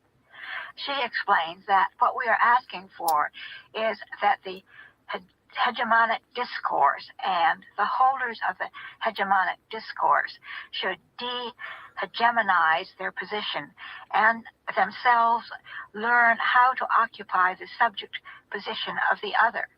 Bingo. Generally, this process of repositioning has the power to deconstruct practices of racism and make possible the disassociation of whiteness with terror in the Black imagination. As critical intervention, it allows for the recognition that progressive white people who are anti-racist might be able to understand the way in which their cultural practice reinscribes white supremacy without promoting paralyzing guilt or denial. Without the capacity to inspire terror, whiteness no longer signifies the right to dominate. It truly becomes a benevolent absence. Baldwin ends his essay, Stranger in the Village, with a declaration, quote, "This world is white no longer, and it will never be white again," end quote. Page 50. Critically examining the association of whiteness as terror in the Black imagination, deconstructing it, we both name racism's impact and help to break its hold. we decolonize our minds and our imaginations. And that is Yes. the end of that essay. And a So, beautiful. okay, well, for one, John, I know that was from the book, but also these essays are put together separately, so they go together, but they're not necessarily congruent, like, with each other. Like, they're not. But I like this because sometimes, like, I don't highlight certain things, and then I'm listening to it when I'm here, and I'm like, oh, I should have highlighted that. But I like the part where she says, as critical intervention allows for the recognition that progressive white people who are anti-racist might be able to understand the way in which their culture practice reinscribes white supremacy without promoting paralyzing guilt or denial. And then also the quote, this world is white no longer and it will never be white again. And we decolonize our minds and our imaginations, because I mean, truly that is the way that it is. It's not that, like, you begin to see, like, so much of the accusations of critical race theory that even I've been victim to in the past, simply because of who's telling them to me. Like, sometimes it's not even the concept itself. Sometimes it's the way that it's presented or the time that it's in. But once it's truly gone, like, and once you've seen the entirety of how the system manipulates all of us, there is no, it's always like people think there's an ego replacement, and there's not. There's nothing. It's just that you see the way that people manipulate, and even if they're not using those tactics on you, it actually teaches you to see manipulation against yourself that you didn't see before, even if you're white. So it's interesting the way that they word that, and it's interesting the way that she approaches this too, because she is trying to address racism, but she's also trying to talk to white people in a way that's saying, once you're out of this cage that your mind is in, that there isn't a replacement. There's only reality. Right. It's really beautiful the way that she put that, because she's literally addressing it from the point of, like, let these false notions of, like, the guilt type shit, because that's not serving you or anybody else. This is leading into the white guilt thing too, and it's going to be awesome. I mean, this is going to hit even harder on some of the things that she's already saying in what we've just listened to. So it's one of those things that I have come across so many fucking times, mostly on Facebook, with white men taking this shit so deeply personally that they're like, I'm not apologizing for being white. And it's like, literally fucking nobody is asking you to. Yeah. No, and that was what we got from the beginning when we started this, was telling us to go make babies and to shed our white guilt, talking to me specifically because I'm the only one white here. So, like, I don't have any. You might not have been aware of that though. I don't have any white guilt. I don't. I'm just aware of things. That's all. Right. You can be aware of what's happening and how this concept of whiteness lends privilege to those who are even fitting into that. Even if you're not white, you could just be light-skinned and still be experiencing white privilege. Having guilt would have to mean that I personally victimized someone. And for the most part, I have not. Even when I was completely indoctrinated, I was never ever manipulative people. I was weird.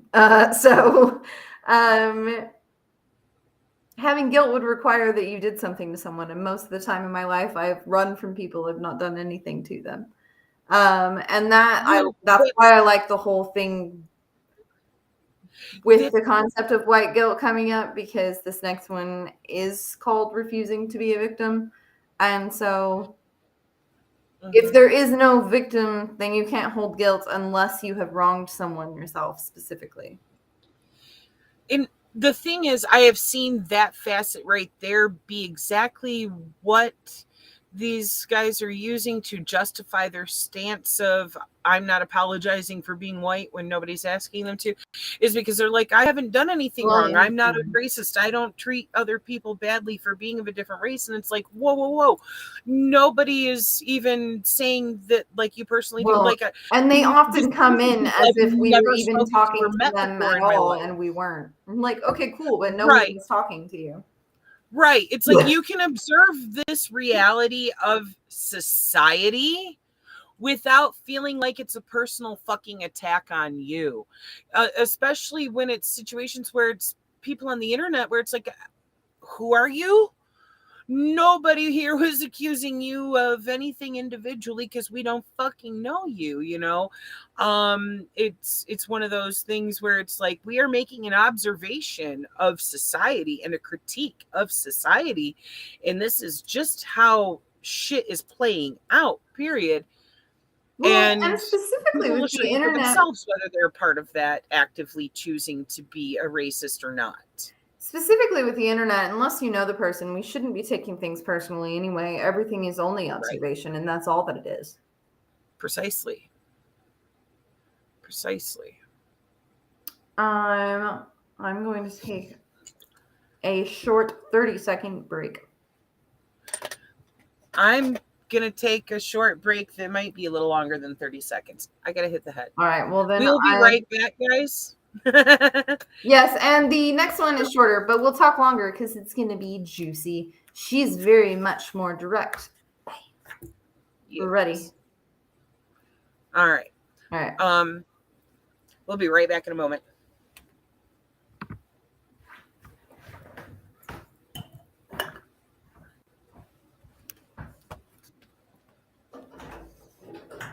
You bitch. Minerva. Oh.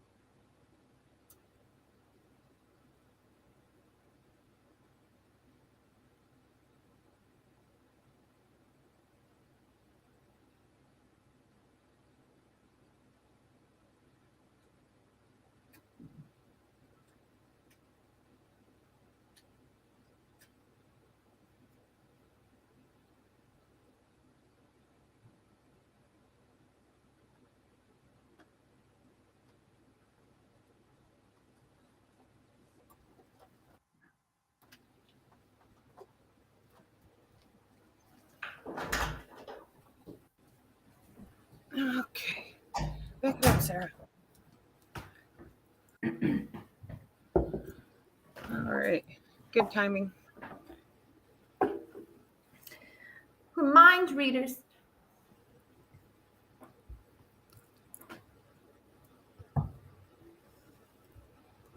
I have like 3 separate glasses. Did you change glasses? What? No, drinking glasses. Drinking glasses, 3 separate glasses. I'm just I like, feel I you. need 3 different liquids. That's me all the time. I've got a water, I've got a body armor, and I got my coffee. I mean, I do have like 5 or 6 pairs of glasses, but this is the only one I wear right now because they're the best. I was gonna say, like, it didn't look like you changed glasses, but I wasn't sure what glasses you were referring to. Oh, yeah, no. I wish these were more visible. Stay hydrated. Hydration is important. And so are dogs. Hi, Sarah. I miss them. You want to say hi to Aunt Chelsea? Hi, I miss you. She's not even looking. She's like, I don't know what screens are. She's like, I just want boops and hugs. Sarah. Sarah. Sarah. Now she's looking your way like, what? It's your Yeah, best teacher. friend forever. She's such a sweet baby. Her mama's over here sleeping. They've been really good. Her mom likes me better anyway. That's what she said. Bye. I'm pretty sure they both adore you. Doom adores everything more than Sarah. Fair point. Sarah will get excited about other people, other dogs, and shiny stuff, but none of them ever get her as like. And even when dogs don't like men, they usually still like Kyle. Just because he's like so like calm and soft spoken, like right. He does not like act like and so she was just like, fuck you. She did no, I remember she did calm down though, that one night at the bar. Yeah. After she actually started hanging out and right, and all the boys were loving on her just as much as the girls were, and everyone in between, huh? Yeah, I think she's getting over her sexism because that whole experience. You probably went out with me more than you usually do, so it's like it's harder for her to switch gears too, just because you're not always going to a bar, or I'm just like much more social than I would guess most online internet people are. So, right, and well, with her, it was a lack of her socialization too, because there's seldom few places that I am able to like take them in public. Like that was a rare thing for the bar to be dog friendly and be able to bring them in, like, all right, come hang out, and I think that experience of being able to do that a few times through those couple of weeks like really made an impact on her psyche, because she has stopped just reacting like that off the bat to men, and I'm proud of you. Well, I'm glad you got to spend a few weeks doing that then. Me too. It really helped her warm up and get more comfortable being around a lot of people. And I dig that. Because like she's used to seeing friends at their homes and stuff like that. But that was a whole different experience for her to have a whole bar full of people wanting to love on her. She's like, you're talking about me and I can hear it. Right. She's like, I'm going to boop you with my weight. Huh. And then just snuggle in. She's so sweet. So you're the real star of the show, huh? Mm-hmm. She always makes an entrance. Like, Mom, you've been doing stuff and talking to other people for a while now. Pay attention to me. Yeah, I'm glad Kyle had to work. I hate that he has to work, but it helps when this is happening. Yeah. He's like, oh, why does it take so long? I'm like, because it's just two people reading a book. Right. And, there's discussion to be had too. And so far, every chapter has taken at least an hour, if not more, for even like the audio, you know. This one's going to take, this one might take longer. Even, I mean, it might take just as long simply because we'll be talking more. Right. I guess we should just be prepared for these book club pieces to all be 3-hour tours. I'm not having a problem with that. I'm usually prepared. Right. I noticed with highlighted notes and all. I love it. Yeah, I don't like to, especially because I take substances. I'm a functioning substance taker of legal substances. Yes, same. I was smoking some of those substances a moment ago and will be again. I was thinking last night after that whole traumatic episode of my knee that my medical card expires in August. Ow, ow, ow. So that's going to suck, and I've not renewed it before. But yeah. It should be relatively easy to renew, especially in comparison to even the first filing for it, because you're already approved. They just have to send you a copy of new paperwork. I'll probably do it in June or something. But yeah, I don't know. They might process it quicker if you do it before it expires. Yeah, that's still a couple months. Okay. Use the birthday money from my family to get my drug card. I'm ready when you are. That's real solidarity right there. Fucking A. All right, let me pull that window back up. And here we are. This is the essay Refusing Them, Accountability and Responsibility. We are picking back up here at page 51, if you are reading along in the text, which makes me wonder where this audio is paused at says page 48. But I guess we'll find out. End of essay 4. Page 51. Okay. Essay 5. Refusing to be a victim. Accountability and responsibility.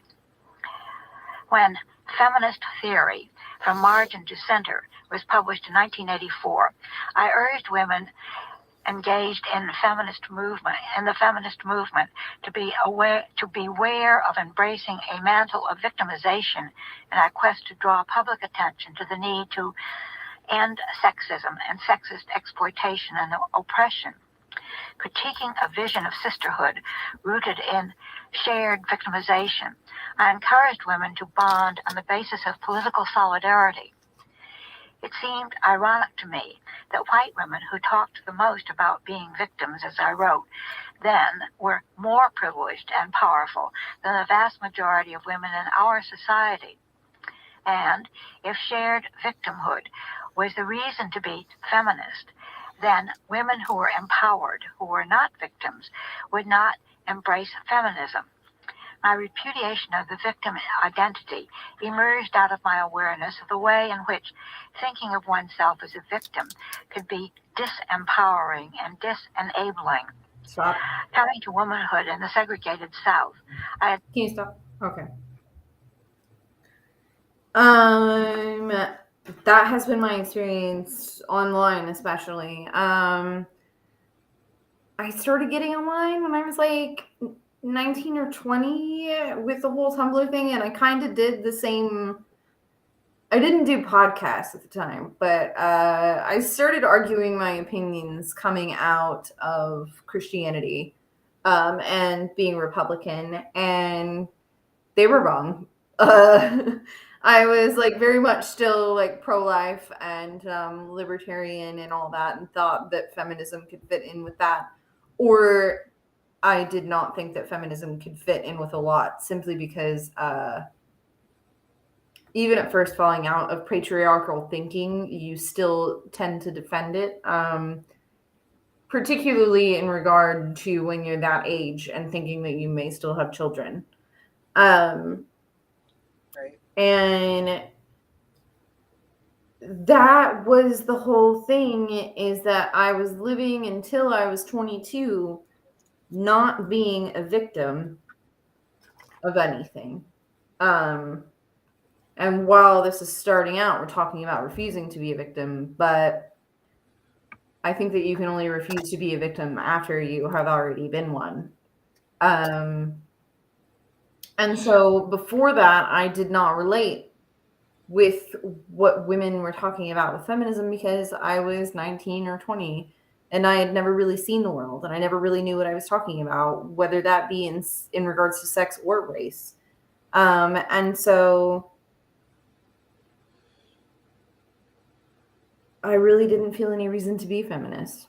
And so that's exactly what she's saying. And, you know, I think I definitely agree that that's what keeps a lot of women from feminism, especially if they feel empowered enough, they feel like they can't relate. If they've not gone through struggle to get where they are, then they're not going to agree with you. They're not going to align with you. And so that is also a class thing, because a lot of well-off feminists have never been victimized. Right. And this also comes down to, for those of us who have experienced abuse, understanding the difference between a victim and a survivor. And that difference is that fucking empowerment. You know, like, I have been on the receiving end of patriarchal abuse. I have been physically assaulted by men I dated, things like that. But I don't see myself as a fucking victim, and never have. And to be fair, even the people who witnessed it would not see me as a victim either, for one reason, because even in those moments, that feeling of empowerment kicks the fuck in when somebody swings on you, even if it is the person that you are with, and especially if it's the person you are with. Swinging back feels really fucking good. However it may be that you can swing back, whether it be physically or with your words, of not letting them fucking defeat you mentally and emotionally in those fucking moments, because that's what they really seek in that power play right there. They want to feel like they intimidated you and harmed you, and fuck that. Why give them the satisfaction? It's not a victimhood. It's survival. You know, and that is something that definitely does need to be stated, even in this day and age, when we discuss these things that we have experienced.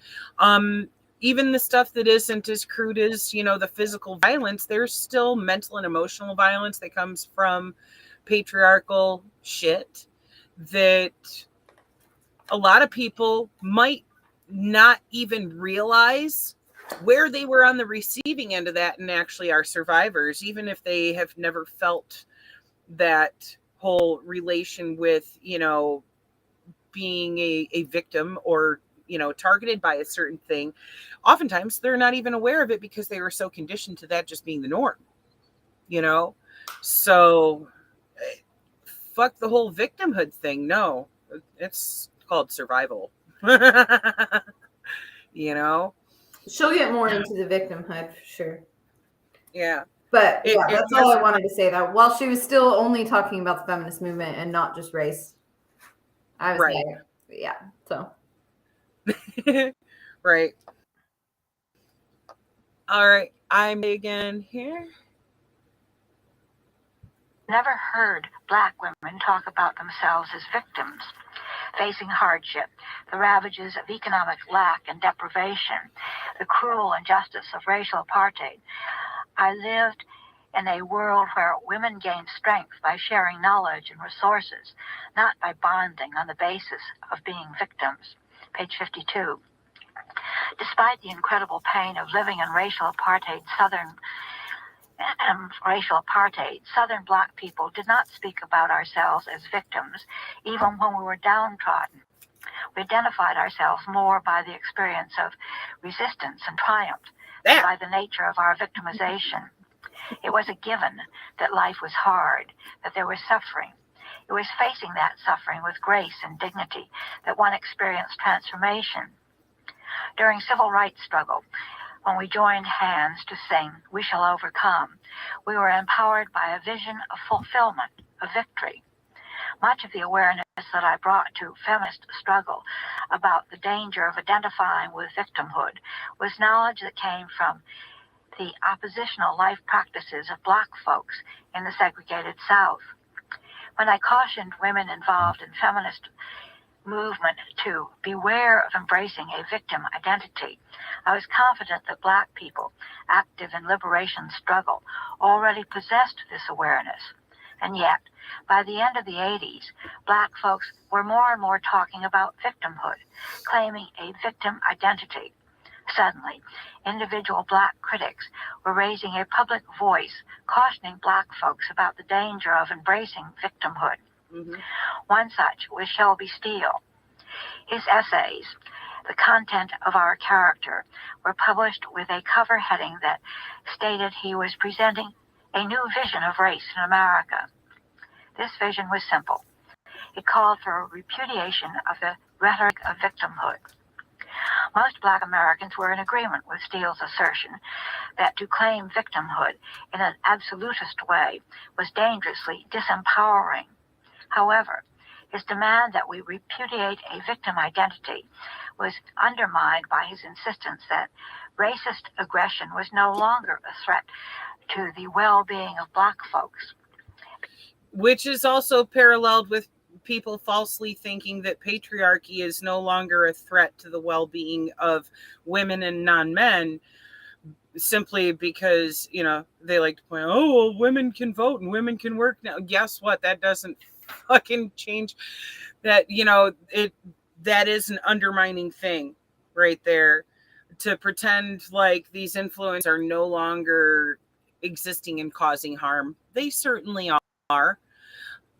And once again, we can refer back to our troll from last week. It's this ridiculous notion that we can just get rid of things because they're not popular anymore. Right. I mean, coming from a very religious background where I was sheltered completely, and was fed bullshit versions of history and politics, these things do not go away. They never do. They are taught generation to generation. I mean, some of them are thousands of years old, so I don't know why everybody thinks that we can just get rid of them tomorrow. Because anthropology, sociology, any form of education that you take proves that this is not fucking true. And then it shouldn't be true. Right. I mean, even biology, it doesn't make any sense. We are always improving upon what has already existed. So there's no way to get rid of what has already existed. And people just act like you can put it out of your mind and that it doesn't exist anymore. And it's infuriating sometimes, because it lacks all sense. It lacks all intuition as well as sense. It lacks everything. There's a world of difference from mentally and emotionally releasing yourself from those fucking chains, because you have learned more and actually grown as a person and woke the fuck up to certain facets of reality and went, oh shit, and had an epiphany, versus the entirety of society having that fucking epiphany. And we are not at that point yet. As many individuals as we have had wake up and go, wait a minute, this is fucked. It's not everyone yet. We're not there yet. And even when we are there, if we are ever able to get there and stop this fucking generational bullshit of people being taught to be racist and sexist, even if we ever do achieve that point, we cannot forget the struggle to get there. We cannot forget how much harm those things caused, because if we forget what already fucking happened, guess what? It comes back to that nice quote of, those who don't learn from history are doomed to fucking repeat it. Because who knows, if you don't teach people how harmful these ideologies were, then somebody in the future might go, wait a minute, this sounds like a good idea. We should try this bullshit. You have to retain that memory. Okay? That's why we still have to fucking deal with motherfuckers that deny that the Holocaust happened. And it's like, there's photos. Like, for fuck's sake, we can't have that type of fucking right to refuse to acknowledge it in order to, I don't know, mentally protect themselves from having to learn. Maybe the cognitive dissonance is too fucking much. That's what we're up against here on all of those levels.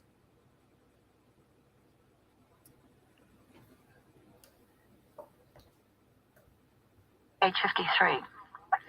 This line of argument seemed to be opportunistically directed at white readers. It was such an utterly unsubstantiated claim. Practically all African Americans experience some degree of racist harassment in the society, however relative, on a daily basis. Steele's will to deny this reality was linked to his refusal to call attention to the ways white Americans are responsible for perpetuating and maintaining white supremacy. Yep. By not calling attention to white accountability, he implied that black folks must assume sole responsibility for the task of ending racism, of repudiating the victim identity. And it's another moment to point out that fucking racism is not a problem for Black and Indigenous and other people of color to solve, because they're not the ones doing it. It is a white people problem. I think that specifically the person that she is calling out, Steele, that she is calling out his, and honestly, I don't think she ever mentions Malcolm X in this, but she's calling out his trust in white people to give him free. It's like, hey guys, let up, like, don't fucking harass them too hard. They're starting to give us some shit. And everything's going to be fine now because they're deciding that racism doesn't matter to them anymore.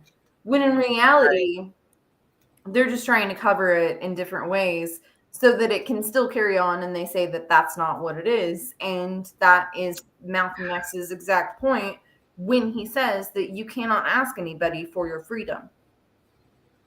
Mm-hmm. That. And so to continue to ignore racism is to pretend like you have been given freedom, when in reality, Black people really haven't been. Right. Specifically with Run the Jewels, there is this song that says that the 13th Amendment was abolish slavery, but in reality, that's not the case. Not for really anybody, but specifically not for Black people either, because they're still discriminated against daily. So none of it actually means anything. And specifically with how that applied, like, it is still the majority enslavement of Black people to this fucking day, because the 13th Amendment provided for, we're going to get rid of personal ownership of people, but we're going to be okay with physical labor slavery for prisoners. And here you go. Here is a fucking prison system and legal system that overwhelmingly affect the Black and Indigenous communities more so than any fucking body else. So when we have a system built like that, that's like, okay, we're just going to do this a little more discreetly, give people something to pretend to be celebrating every year, like, hey, it's the day that slavery ended. No, it's the day that slavery changed. Yeah. And instead of you being personal property of another person, now you get sent through the prison system and put on a chain gang.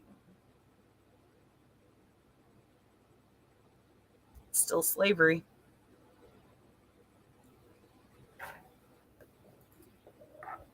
Seemed ironic, given the reality that it was precisely the collective white repudiation of militant Black resistance to racism that lay the groundwork for an emphasis on victimhood. The word victim does not appear in the vast majority of resistance writing from the civil rights era. Yet, as early as 1965, Martin Luther King Jr. was sharing the insight that the demand for a realization of equality was not being heard by whites. In Where Do We Go From Here?, King identified a growing feeling of disempowerment signaled by white backlash against the gains of the civil rights movement. Quote, "The Negroes of America had taken the president, the press, and the pulpit at their word when they spoke in broad terms of freedom and justice. But the absence of brutality and unregenerate evil is not the presence of justice. To stay murder is not the same thing as to ordain brotherhood. The word was broken, and the free-running expectations of the Negro crashed to the stone walls of white resistance. Was felt cheated, especially in the North, when many whites felt that the Negroes had gained so much it was virtually impudent and greedy to ask for more so soon," end quote. Page 54. Militant resistance to white supremacy frightened white Americans, even those liberals and radicals who were committed to the struggle to end racial discrimination. There was a great difference between a civil rights struggle that worked primarily to end discrimination and radical commitment to Black self-determination. Ironically, many whites who had struggled side by side with Black folks responded positively to images of Black victimization. Many whites testified that they looked upon the suffering of Black people in the segregated South and were moved to work for change. The image of Blacks as victims had an accepted place in the consciousness. It was the image of Black folks as equals, as self-determining, that had no place, that could evoke no sympathetic response. In complicity with the nation state, all white Americans responded to Black militancy by passively accepting the disruption of militant Black organizations and the slaughter of Black leaders. And this Stop. is something that we have Yes. discussed. I feel like today we're stopping at the same time. Right. Between the discussion on the Black Panther Party being straight up demonized. Why? Because they were militant and called for self-determination. They didn't want just equality. They wanted fucking equity, and still do. And this is why Fred Hampton was murdered. This is why so many Black leaders were fucking killed. MLK too, and Malcolm X. Like this right is why here. white people in the United States take sides all of the time, because, and it doesn't matter. This time it's not necessarily racial, because it's what they mostly perceive to be white. But they like to take sides on things and to feel it's the same thing as what we were talking about last time with this last essay, is that they want themselves to be perceived in a particular way. And they think that other people don't perceive them outside of the way that they are. And that's just not fucking true. And that is the case in this also, is that they always think that they have to pick the side of the good guy or the bad guy. And that whenever they pick the side of the good guy, especially if it's a racial minority, They feel like they are the saviors of these people. That.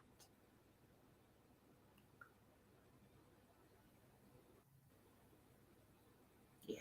And it doesn't even have to be that they are actually saving these people anymore. They can go it's just there their own mentally without self-perception. ever doing anything.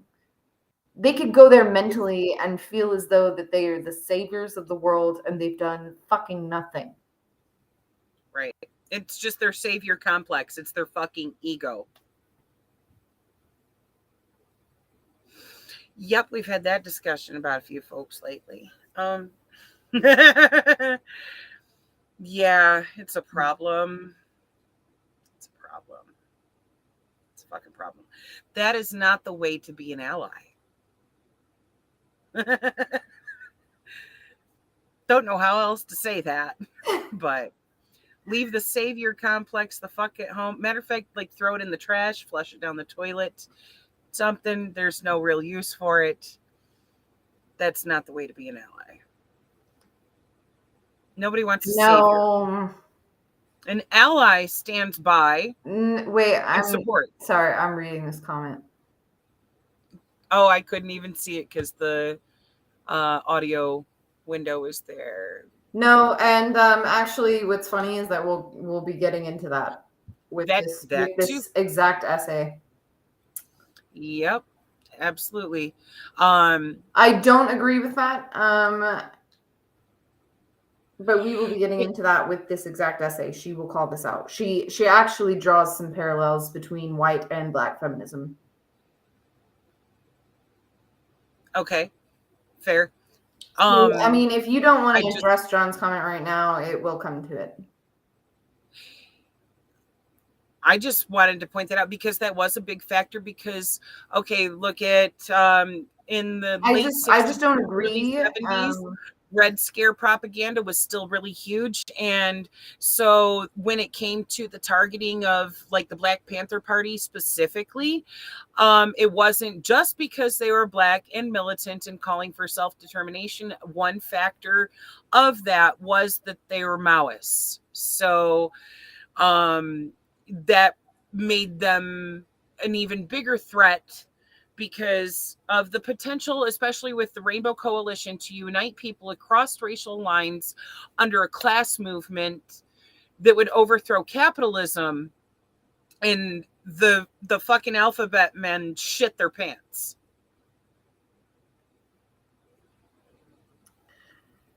I think, though, that if they had not been Black, that they would have been less likely. Yes, absolutely. That's why I don't agree with it. Okay. And that's correct. I'm just saying this is a facet. But yeah, the fact that they were Black is that facet does the not factor that necessarily sealed their death warrant instead of just an arrest warrant. That concept does not necessarily contradict what I'm saying is coming up. This is why I read before I come on here. My glasses are totally. It's so hard to clean things. No, okay, but we can definitely carry this on once we get there. Because it does bring up a point of assassinations and general public acceptance of certain things over others. And it shows it's just very complex. I think we should talk about this after we get to that point. After this next section. Because that is on the end of 55. So we're almost there anyway. We're almost there. Yeah. She's just now breaking into this subject area with that last line of the last paragraph. Excuse me.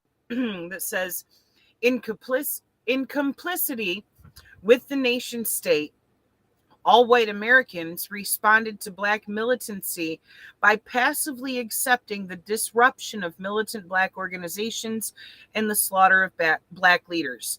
And that's because they weren't as palatable. Okay, like people didn't even realize when MLK was killed that it was a fucking alphabet men hit. things like that. But they found him palatable with his messages of, love, peace, and unity. But the moment that he started actually arming himself and telling the Black community, no, you do need to protect yourself, and maybe I shouldn't have been so pacifist, that's when the fucking feds took his ass out. But they were completely apathetic to the militant Black leaders that had always been militant being taken out. Let's get into who can talk about this. Okay. All right. I'm going to hit play and let Bell Hooks tell you. End of track 2. Reading resumes on page 54.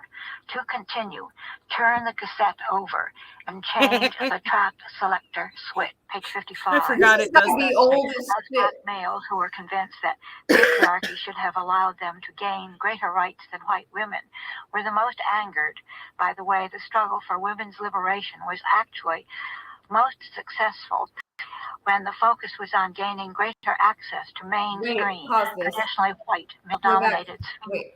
That skipped a whole fucking section. Hang on. I will read it. I will read to the. I'll read that entire paragraph. Okay. And then we can just re-listen to it. Okay. Because that was an important paragraph, and I literally had that entire long-ass paragraph highlighted. So. Right. Like, why did they say flip the tape over and now we're going to skip a very important paragraph? I have that entire fucking paragraph highlighted, and it is completely not there. Okay. Right. Yeah. Read away. Okay. Because this is important. Yeah, it totally is. Okay. In the wake of militant calls for Black self-determination, privileged class white women, many of whom had been active in civil rights struggle, began to organize women's liberation movement. Drawing on the rhetoric of Black freedom struggle, these groups of women, not all of whom were white and privileged, found that it was useful to embrace a victim identity. Without witnessing the assassination of any of the leaders of feminist movement, without any police brutality, without a mass movement for social justice, white women were able to collectively redress wrongs enacted by a system of gender discrimination. The rhetoric of victimhood worked for white women. In the wake of feminist movement, white women were suddenly receiving gains in the workforce. They were primary recipients of rewards from affirmative action. By the 80s, white women had made greater gains in the short space of 10 years than Black women and men had made over decades of struggle. Those Black males who were convinced that patriarchy should have allowed them to gain greater rights than white women were the most angered by the way the struggle for women's liberation was actually most successful when the focus on gaining greater access to mainstream, traditionally white, male-dominated spheres of power. This rage did not keep Black males from deploying a similar rhetoric in the competition for favors and reparations from the white male power structure. White women active in contemporary feminist movement often behaved as did their 19th century counterparts, who in struggling for the vote were quite willing to evoke white supremacy as the structure of bonding that should lead white men to give them rights and privileges before extending them to Black males. That.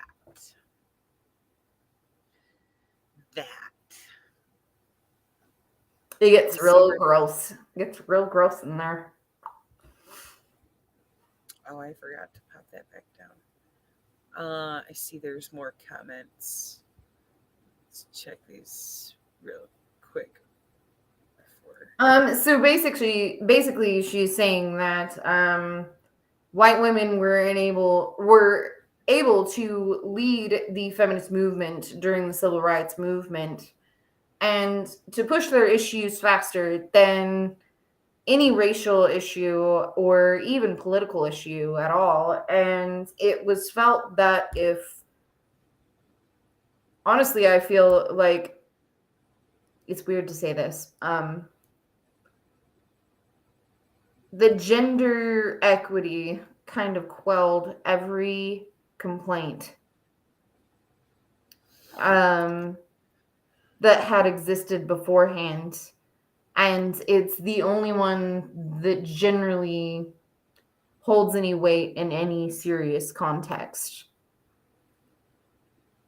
Because otherwise people try, I mean, and even then people still downplay sexual assault, especially in the music scene or whatever scene, especially if it's not professional. But at the We still same get to hear time, shit of, so how were you dressed? huh? We still get to hear shit of, so how were you dressed? As if that. Yeah. Just So I'm not saying that were it's you at? better. Were you drinking? I'm just saying that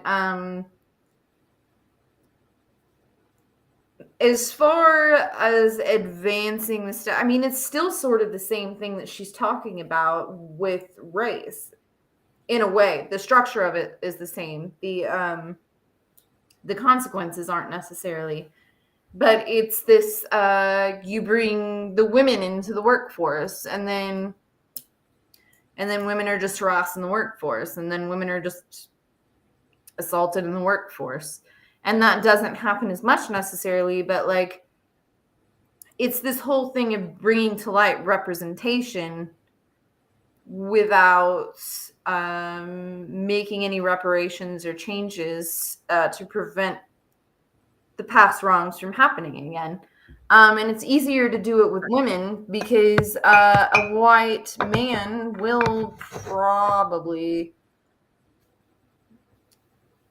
respect a white woman more than he would respect someone else. And sometimes even if he doesn't intend to try to sleep with her, but not always. Right. I mean, this is only in the context, honestly, of what is most acceptable to the ones in power. And that does not mean white men, like, in general, but like when we're talking in terms of One's power, in power. and when we're talking in terms of power and who can change legislation and who can change the mindsets of these things, it is white men, mostly.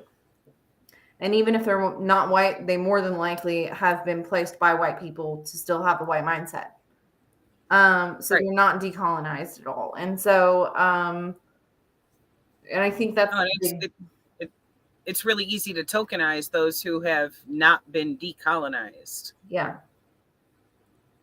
And still have them working for the white supremacist agenda. It's like you said, it's the representation without any real change. Yeah. That's Here's the core of the problem. So we can start that again and get it to where it was. Yeah, this Luckily, is gonna. There's not too many pages left, so it shouldn't do that again. For some reason, she had picked up at the first sentence on page 55, so it is going to read through that paragraph again, but that's okay because there can't be too much emphasis on this bullshit. Of power. This rage did not keep black males from deploying a similar rhetoric in the competition for favors and reparations from the white male power structure. White women active in the contemporary feminist movement often behave as did their 19th century counterparts, who, when struggling for the vote, were quite willing to evoke white supremacy as the structure of bonding that should lead white men to give them rights and privileges before extending them to black males. When the rare white woman, a feminist of the early 70s, wrote about racial hierarchy, she usually did so to draw attention to her closeness to the white male power structure, to show the way she had been wronged. In 1970, Shulamith Firestone published The Dialectic of Sex, the case for feminist revolution, This is in some which she dumb argued bullshit, that trigger warning. racism is sexism extended, that racism is a sexual phenomenon. Drawing on Freudian paradigms, Firestone, like other white women during this time, saw race relations solely in terms of hierarchical relations within the white nuclear family. Firestone unabashedly wrote, quote, "The white man is father, the woman wife and mother, her status dependent on his.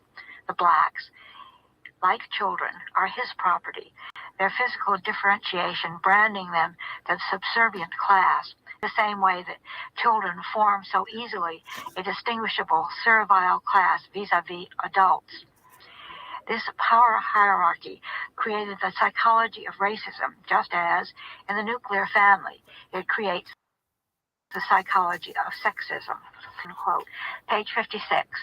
The flaw in fire. You look like you want to say something. I do, but I have this whole next paragraph also highlighted, so it goes into. But I do, because that was. Okay, I will pause it at the end of this paragraph. Okay.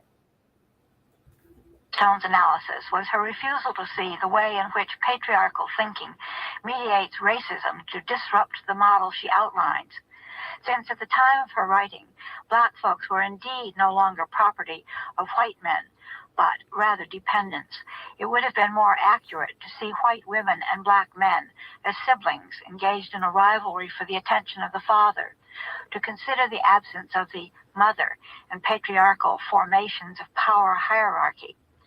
Certainly, black male and white female responses to the early stages of contemporary feminism made it clear that they saw themselves as rivals, competing to be included within the white male power structure. Black women were indeed outside the loop.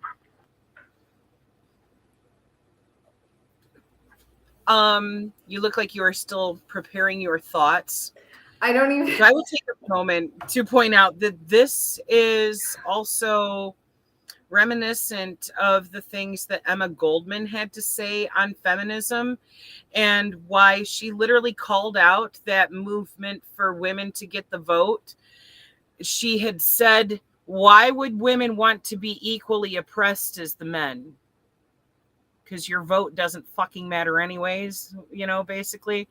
But there was such an enormous amount of critique that she had for the feminist movement, and it's because of that right there that not only would it not make a difference because you are still class-wise in a fucking hierarchical paradigm, but it also left out people of color. She was a Jewish woman, so she got to see both the racism and the sexism colliding there, and was pretty prophetic in what she had to say. I just think that it's ridiculous that a woman can look at black people as if they are the children of the white father, regardless of their age of things. That makes this obviously not an age thing, obviously not a father thing. This makes this thing of original sin and lightness and darkness, as in the last essay. On top of that, she still voluntarily puts herself under the man as a white woman, begging him. And yep. Since when did asking your oppressors to stop oppressing I don't want to shit on women that do this, but this is why I completely agree with it, is that I've been close a couple times to making myself submissive to someone, mentally speaking. There are different ways to be submissive, and I'm not completely condemning submission here, but mentally speaking, I do not do it, and this is why I don't, because you just don't give anybody any right to talk over you or to control what you're thinking. And honestly, I mean, that is why she's still letting white men control the way that she thinks, thinking that she is the mother. I mean, honestly, she's placed herself as the mother of minorities. Yeah. So she's still placed herself in a hierarchy over minorities simply because they're not white. So right, rather than destroying that. And on top of, I mean, she has no power herself. She is allowing the power structure to still exist. Exactly. She's disempowering herself by going, can't I be on the second rung of this hierarchy, instead of going, wait a minute, we need to destroy this, which is why currently women are going, fuck that, destroy the patriarchy. Destroy it altogether. Because it's not acceptable to have and this it's fucking not a hierarchy. very easy And thing it's to do either. super I've not left acceptable. family that is exactly like this, and while I'm lucky enough to have found someone to be with that is awesome, at the same time, it really sucks to leave your entire family because they're like this. They're exactly what's being described right now. This also speaks to a wider problem on the sociological level, this infantilization of the Black community. You know, that is literally what that woman was doing in Firestone, you know, in that essay that Belle's referring to here, is infantilizing them. And that feeds back into that whole victimhood thing instead of empowerment.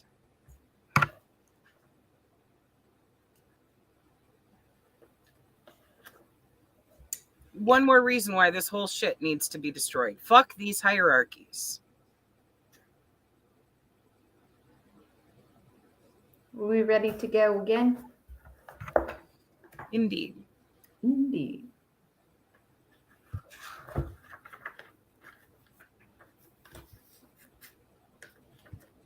Just when Black women active in feminist movement, like myself, were demanding that there be a revisioning of feminist theory and practice that would repudiate the centrality of a focus on victimization, Black males were appropriating the rhetoric of victimization to turn the spotlight back on themselves. Careful reading of the literature of Black civil rights and Black power struggle makes it clear that the emphasis in those movements was solidly on the gaining of rights and privileges for men, just as the early literature of feminist movement focused exclusively on calling attention to the needs of white women. To some extent, the white-dominated women's movement shifted the public gaze away from Black men and focused it on individual white women who wanted equality with men of their class. Jockeying for white male attention, Black male leaders emphasized victimization, particularly the pain they suffered as a result of white racist aggression. Like their white female counterparts, they deployed a rhetoric of victimization because it was less threatening to white males. To name white males as all-powerful victimizers was to pay homage to their power, to see them as possessing the cure for all that ails. Page 57. As the rhetoric of victimization became more... What's up? So I had a very not thought out thought about this. But like their white female counterparts, they deployed a rhetoric of victimization because it was less threatening to white males. To name white males as all-powerful victimizers was to pay homage to their power, to see them as possessing the cure for all that ails. I feel as though this has something to do with white males always thinking that they are the ones being attacked whenever we're talking about this. And it's because they're being given too much power as a collective in our minds.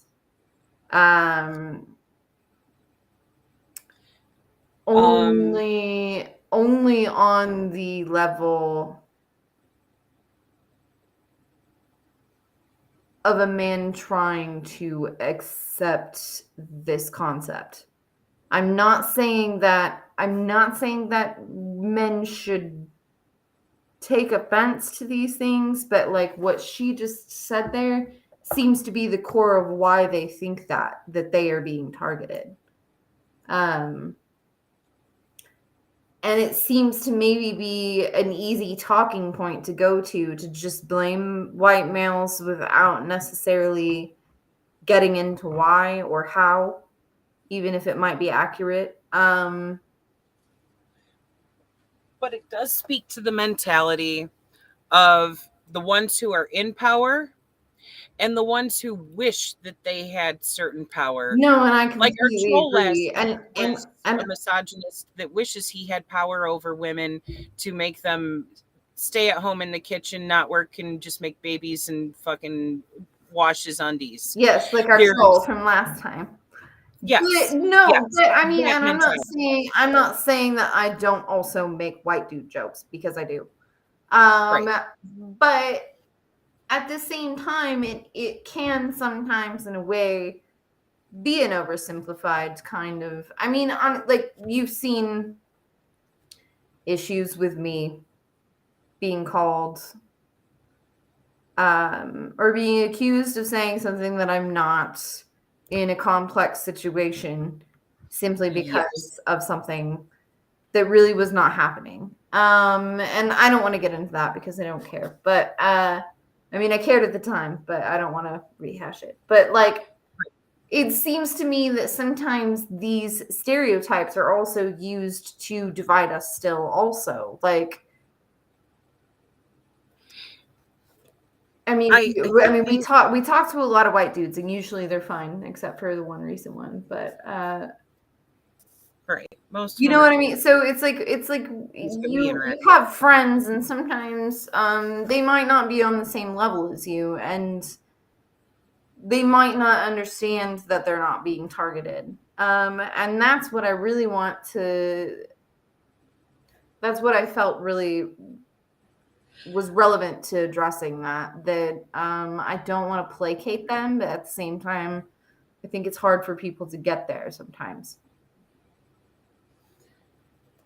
I think an important facet of what she's pointing out there too is that underlying, usually unspoken concept of like having to ask the white men for your rights as if they were privileges to be given by them, which on a sociological level we are absolutely dealing with when to our almost completely fucking white government. Old white, you know, that it's a problem. It's a problem. It's not just a lack of representation. It's even those individuals who are in those seats playing off of that, like, yes, I am the one who possesses the cure for your ails, and I'm withholding them because you imbibed me with this power when you fucking voted me into office. And yep, and there's another facet. James said, old rich white guy government. No, I agree with the old rich white guy government. I was not talking about anybody in particular, and I do not like to bring that other man up unless it's absolutely necessary. Right, but I said that when we were discussing the troll, and I would not be surprised. I meant the last president. I wasn't talking about. James said the comment about that last president while we were discussing. I think that he said it while I was talking about not blaming particular white men, or also blaming particular white men. I don't know. I could be wrong. But this isn't really. No, I mean, I was thinking more on a personal level. Generally speaking, I don't think about things politically, actually. As weird as that sounds for what we're doing, I don't really think about things politically. I think about things in the way that we interact with each other personally. And I take offense to the way that people treat me personally. And I think that looking at personal interaction is more of a pulse to take for how society is going than looking at the television. So I don't really care about the latest news update or anything like that. I care about how people are acting right now in my vicinity. Right. And in general, I care more about these personal interactions between individuals, regardless of where they're at, than I That do too, but as far as like what's on TV or any of that bullshit. Like, yeah, we're all that aware at this too. I point care about global issues, to but indoctrinate also you to like certain things. as far as we're talking about sexism, racism, and imperialism, I am more than likely most of the time listening to the ideas of the people around me and evaluating those rather than trying to look at a politician that I don't care about and that has no idea about what my life is like or what the people that I know's life are like. Right. You know, not to say that it's not a problem when they have the influence that they have on. And I'm also not saying don't watch it. I watched the State of the Union last night. It was absolutely disgusting. Yes, it was. So. You were not the only one wanting to vomit through that. Yeah, I know. I was there while we were all vomiting together. Yeah. It was a community vomit party. You should have been there. Right. Right. We all apparently felt like grossing ourselves out together watching that shit show. Just to be able to discuss that on tomorrow's current event stream. And we all needed a fucking puke bag. It's gross. It's gross. Super gross. Anyway. Maybe Daddy Biden can send us some pills to keep us from puking. Oh my God. We got the pills. All the pills. Motherfucker. At least abortions are safe. That's the only good positive thing that I got out of that. Right. He's like, hello, I'm Daddy Biden. You can get an abortion. Right. And I'm like, cool, because I'm never bringing kids into this goddamn world. Fuck you. But yet there's so many of the previous administration's fucking legislation facets that get old Uncle Joe's like, we're good with that. We're going to keep it.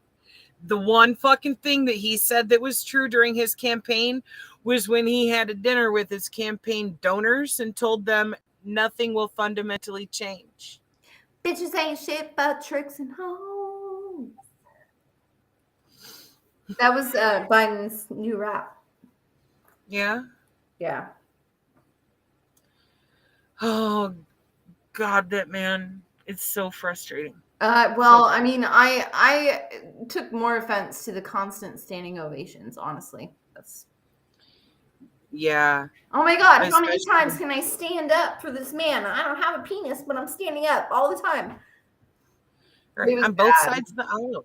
Okay, but we can talk about this tomorrow. Yeah, we can. All right, back to the fucking book. Back to the fucking book. See, your El Presidente Anaranjado. I'm sorry, I brought up the penis. It's my own fault. Okay. Not you. I was wagging my finger at James. I was wagging my finger at the chat overlay over here. Wait, what did he do? Oh, yeah, that's his fault. He mentioned El Presidente Anaranjado and sent us on that fucked vomitous journey. All right. Okay. Anyway, we'll save the United States political analysis for the current events tomorrow. Back to the book. Book. Commonplace. It appeared to be an accurate description of the state of Black America after the powerful forces of white supremacy had suppressed militant resistance. Despair and feelings of hopelessness are central to the formation of a psychology of victimization. The assassination of revolutionary Black male political leaders naturally created a climate of loss and chaos that was ripe for the growth of feelings of disempowerment. Suddenly, a spirit of resistance that had been grounded in an oppositional belief that white power was limited, that it could be challenged and transformed, had dissipated. In its place was a rhetoric that represented that structure as all-powerful, unchanging. The Black church has always been a place in the United States where African Americans have learned oppositional ways of thinking that enhance our capacity to survive and flourish. Black liberation theology always intervened in any tendency to elevate humans to the status of all-powerful beings. This insistence on the limitations of humans was crucial for Black people suffering at the hands of white oppressors and/or exploiters. The assumption that the power was limited, subject to forces beyond control, even a belief in the miraculous, was an empowering worldview running counter to the teachings of white colonizing forces. After this sentence. As religion becomes less central to the lives of contemporary African Americans, particularly to youth, those forms of opposition thinking are not taught. It sounded like you said pause at the end of the sentence. Well, I really meant the next sentence, but it's fine. The next sentence. Okay, so the whole part there is going to tie into the last part of the last paragraph. As religion becomes less central to the lives of contemporary African Americans, particularly to youth, those forms of oppositional thinking are not taught. Without alternative belief systems, Black folks embrace the values of the existing system, which daily reinforce learned helplessness. And actually, one second, because I actually shared this in Third Eye. And I didn't even think of this until I just read that. And now I'm like, I shared this in Third Eye from Carol P. Christ with the goddess religion stuff, which would normally not be relevant and I wouldn't read in, but I think I can search it and find it. But my initial thoughts on it specifically are that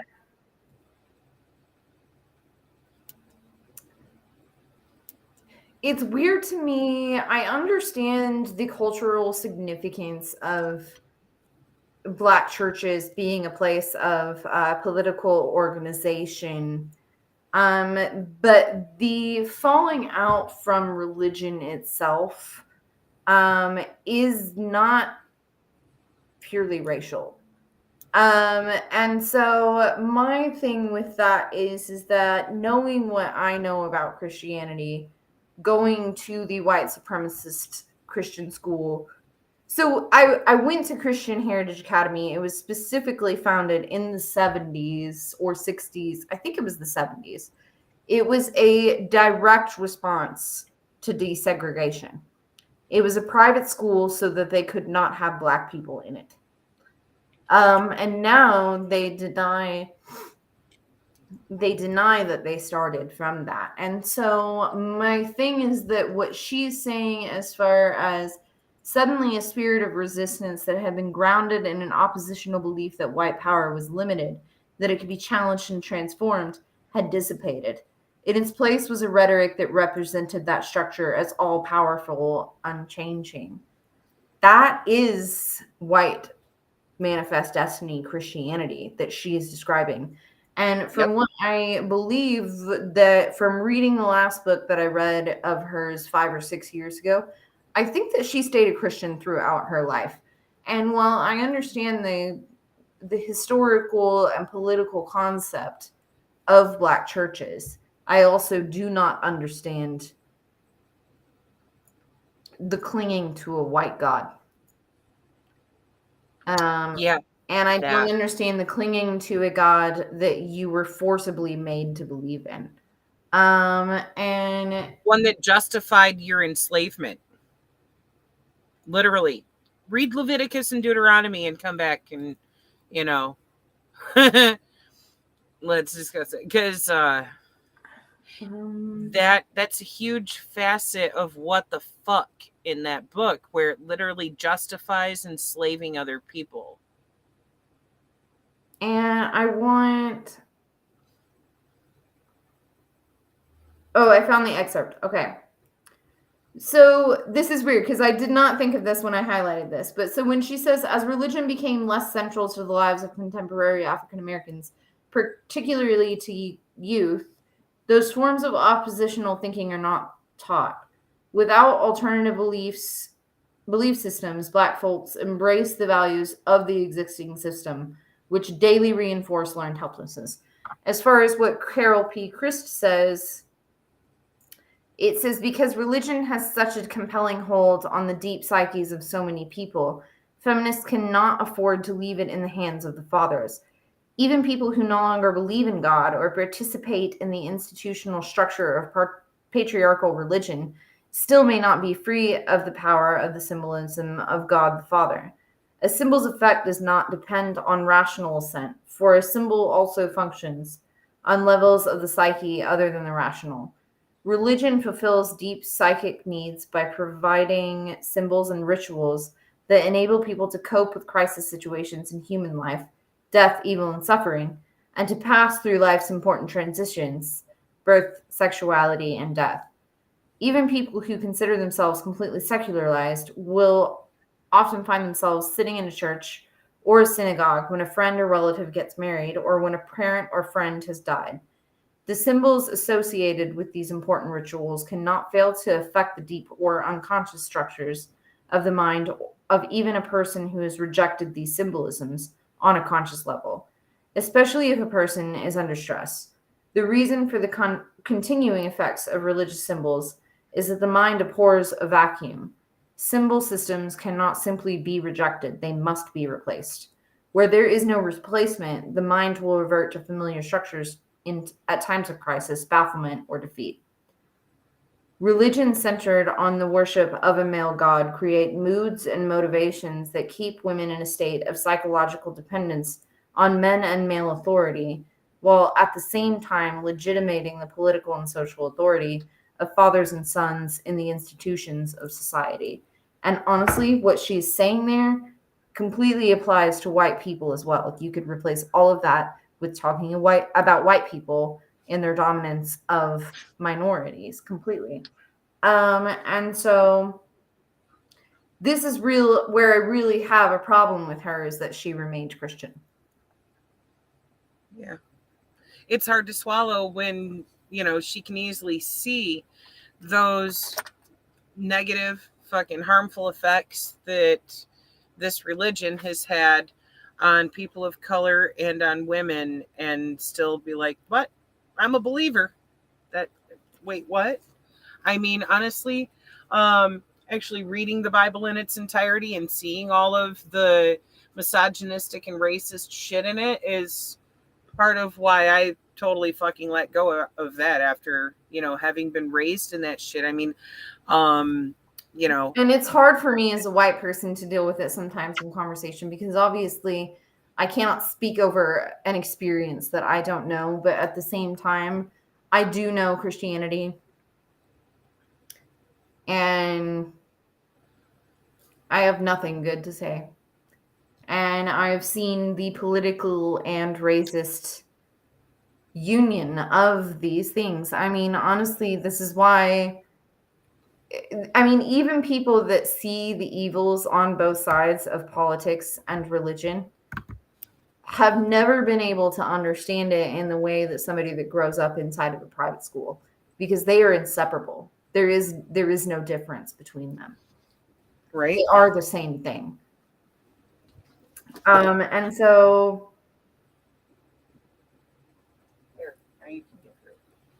it's just weird to me to have to, I don't know, to interpret people's actions, and for people to not see sometimes if politics doesn't come up and it's a religious issue, or if religion doesn't come up and it's a political issue, that people don't see that these things they're always connected. That's what the propaganda system is.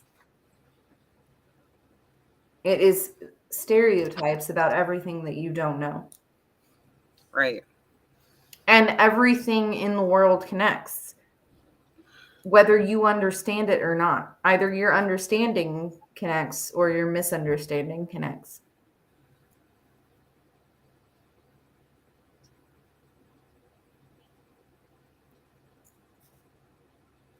But we can go again. I don't need to rant anymore. Yeah, I mean, every time I have to go grab the tab for it and pull that window back up, before I can hit play, because I have to drop it down to like see comments and shit. Without alternative belief systems, Black folks embrace the values of the existing system, which daily reinforce learned helplessness.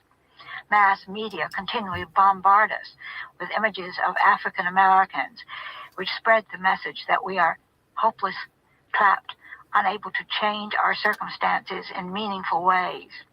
No wonder, then, that a generation of Black folks who learn much of their knowledge of race and racism from the movies and television see themselves as victims, page 58, or that they see the only way out of being a victim is to assume the role of victimizer. While Shelby Steele chastised Black folks for accepting the equation of Blackness and victimization, to be Black is to be a victim. Therefore, not to be a victim is not to be Black. He does not examine white investment in this equation. Yet, those Black folks who embrace a victim identity do so because they find it mediates relations with whites, that it is easier to make appeals that call for sympathy rather than redress and reparation. As long as white Americans are more willing to extend concern and care to Black folks who have a victim-focused Black identity, a shift in paradigms will not take place. In order to identify as victims, Black folks must create ways to highlight issues of accountability that accurately address both the nature of our victimization within white supremacist capitalist patriarchy and the nature of our complicity. When individual Black people project a victim identity because it brings their concerns into greater visibility, they are acting in complicity with an assaultive structure of racist domination in which they invest in the absence of agency. To name oneself a victim is to deny agency. As long as white Americans have difficulty coping with the assertion of agency and self-determination by individuals or collective groups of Black folks, victimization will continue to be the location of visibility. Stop. All marginal groups in this society who Say pause. Yeah. When individual Black people project a victim identity because it brings their concerns into greater visibility, they are acting in complicity with an assaultive structure of racist domination in which they invest in the absence of agency. To name oneself a victim is to deny agency. As long as white Americans have difficulty coping with the assertion of agency and self-determination by individual or collective groups of Black folks, victimization will continue to be the location of visibility.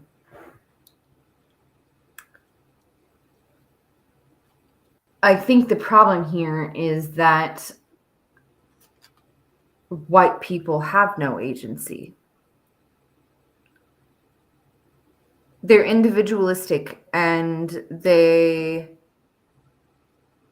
are removed, and like we've talked about before when this first started, is that they specifically want to be read as they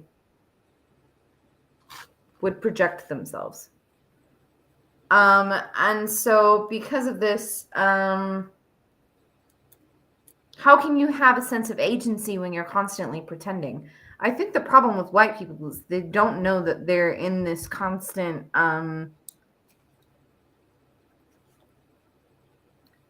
insecurity with presenting themselves to other people, with how they have to compete with other people in the system, and then to bring equality into that. It can be really insulting to them to think that other people have culture or more perspective on things in some ways. And honestly, sometimes that is really irritating to me, especially as a white person that does not identify with other white people and has a really weird story of leaving religion and capitalistic thinking and stuff like that. But like for the most part, like nothing is very exceptional, and so they just feel I don't think white people ever really feel like they're exceptional anyway. And I think that maybe this is why they get so insecure when they have to listen to other people asking for recognition. And not that it's right, but I do think that that's where it hits. So yeah, that was all that I had to say about that. I don't necessarily feel that way, but that's my common perception of dealing with the public.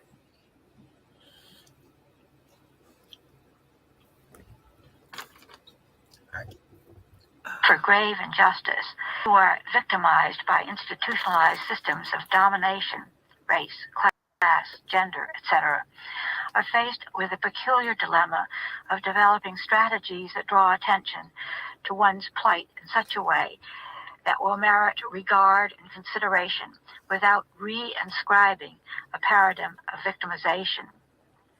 When African Americans locate our concerns about racism and white supremacy within a discourse that centers around victimization, we may gain the attention of whites while surrendering a focus on self-determination. Page 59. It is no accident that the voice that speaks loudest against the evocation of a framework of victimization is most often the one that focuses on the need for racial separatism, for Black folks to assume total responsibility for improving our lot. Both discourses are totalizing. A renewed organized struggle for Black self-determination is needed to shift the focus from a framework of victimization to one of accountability. For it is that discourse that allows African Americans to recognize our complicity, our need for an ongoing process of decolonization and radical politicization, while remaining steadfastly clear about the primary role the vast majority of white Americans play in perpetuating and maintaining white supremacy. Indeed, the very white folks who see Black folks as scamming to get something for nothing via a public discourse of victimhood tend to resist divesting of that racist socialization that makes them more comfortable with Black folks who are wounded. White folks who want all Black Americans to repudiate a victim-focused identity must be prepared to engage in a subject-to-subject encounter with Black folks who are self-determining. To embrace this shift would be to open up to the very vision of full racial equality which King found so many white Americans could not imagine. Those white Americans who are eager to live in a society that promotes and rewards racial equality must be willing to surrender outmoded perceptions of Black neediness that socialize them to feel comfortable with us only when they are in a superior caretaking role. Until masses of white Americans confront their obsessive need for a Black victim who lacks the agency to call for an accounting that would really demand a shift in the structure of this society, the rhetoric of victimization will continue to flourish. Page 60. Black Americans who exploit the rhetoric of victimization do so not only because it grants them moral thought, because it provides a platform for which demands can be made that are not mutual. If only white folks need to change, then Black folks are not required to undergo processes of radical politicization. Many African Americans feel victimized, even though our ancestors certainly suffered harsher repression and injustice, because there has been an increased level of expectation. Those Black folks raised in the segregated South were taught to expect only exploitation at the hands of whites, were not disappointed or psychologically crushed by forms of social exclusion and discrimination that were deemed minor. Nowadays, most Black folks are taught by the rhetoric of liberal democracy, coming to us all from mass media, that they can expect to be treated equally. When this does not happen, a disenabling sense of powerlessness and helplessness surfaces. That sense of victimization is linked to higher levels of expectations. Recently, I was giving a talk at Harvard University about Black rage at white supremacy. I was saddened by the number of black female graduate students in the audience who spoke at great length about the terrible hardships they faced. Acutely aware of the myriad ways racial victimization articulates itself, they expressed a victim-focused identity. Yet their sense of victimization seemed to be totally out of proportion to a larger reality. They saw themselves as victims because they had imagined they would be treated as equals, and when this did not happen, they lacked the inner resources to confront and cope effectively. Contrary to Shelby Steele's assertion that black folks claim more racial victimization than we have actually endured, the specific incidences they named documented actual victimization. However, their inability to respond to racist aggression with militant resistance seemed to intensify the feeling of victimization. One student described being in a class on feminist theory where my work was read, page 61. She found in that work a space of recognition and support. Yet, the day it was discussed in class, the white woman professor declared that no one was really moved by my work, that I was too negative. Unwilling to assert her agency, her engagement with the text, this young black woman felt both silenced and victimized. She felt like dropping out of graduate school. Had she resisted in this classroom setting, she would not have felt victimized. Instead, she felt her blackness devalued, even as she surrendered her personal agency, and with it, a sense of personal integrity. While militant response might not have gained her rewards, it would have preserved her sense of self. Teaching in privileged white institutions, I constantly encounter black students who feel victimized, who do not contextualize racist aggression so that they distinguish between the pain of being not invited to a party or left out of a discussion from severe economic deprivation, lack of access to basic skills and resources, etc. To counter the fixation on the rhetoric of victimhood, black folks must engage in a discourse of self-determination.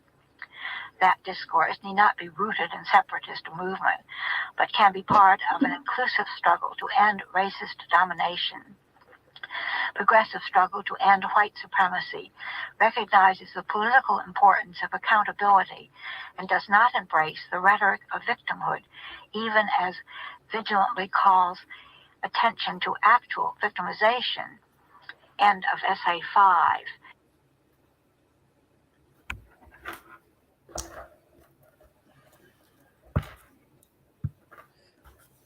That kind of makes me angry on that student's behalf. Well, and at the same time, I mean, I can't, obviously, again, I cannot relate in the particular context, but at the same time, with my similar situation and being at work today, listening to people shitting on communists, obviously that is why it's not the same, because you can't tell that I'm a communist just by looking at me. But the thing of not speaking up about it is the thing that's weird to me, because it does give you the loss of a sense of self. And certainly worse than today, I have had issues where I have not said anything at all. I've just let it go. And that does linger on me a lot more than I think maybe it does other people. And I guess that depends on how extreme you are in what you think or how you perceive the things that are going on around you. But at the same time, sometimes I just don't want to misrepresent, you know what I'm saying? Which would seem to be harder for me. I think that if I had the mind that I do, and I happen to be someone else, I don't know how I wouldn't be able to talk about my own lived experience in certain ways. Because it seems to be like blackness is not something to theorize about. That's just a reality. That's just what you are. Whereas the things that I believe are theories. The only thing that I deal with is being perceived as a woman.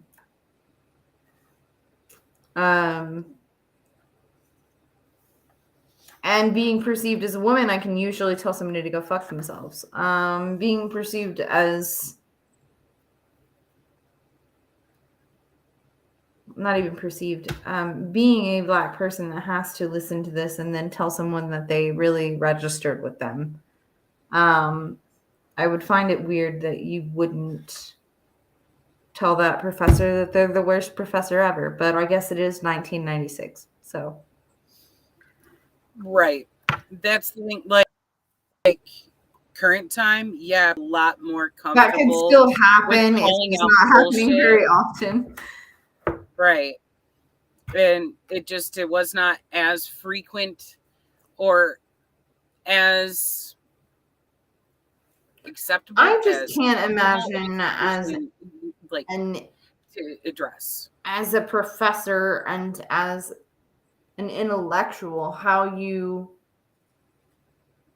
could just be like, oh, well, your work's not very influential and nobody is moved by it. And it's like, oh, well, can you show me the study and the survey that you took on that? Right. I am a sociology major, and so I'm just like, okay, so like, can you give me the data there?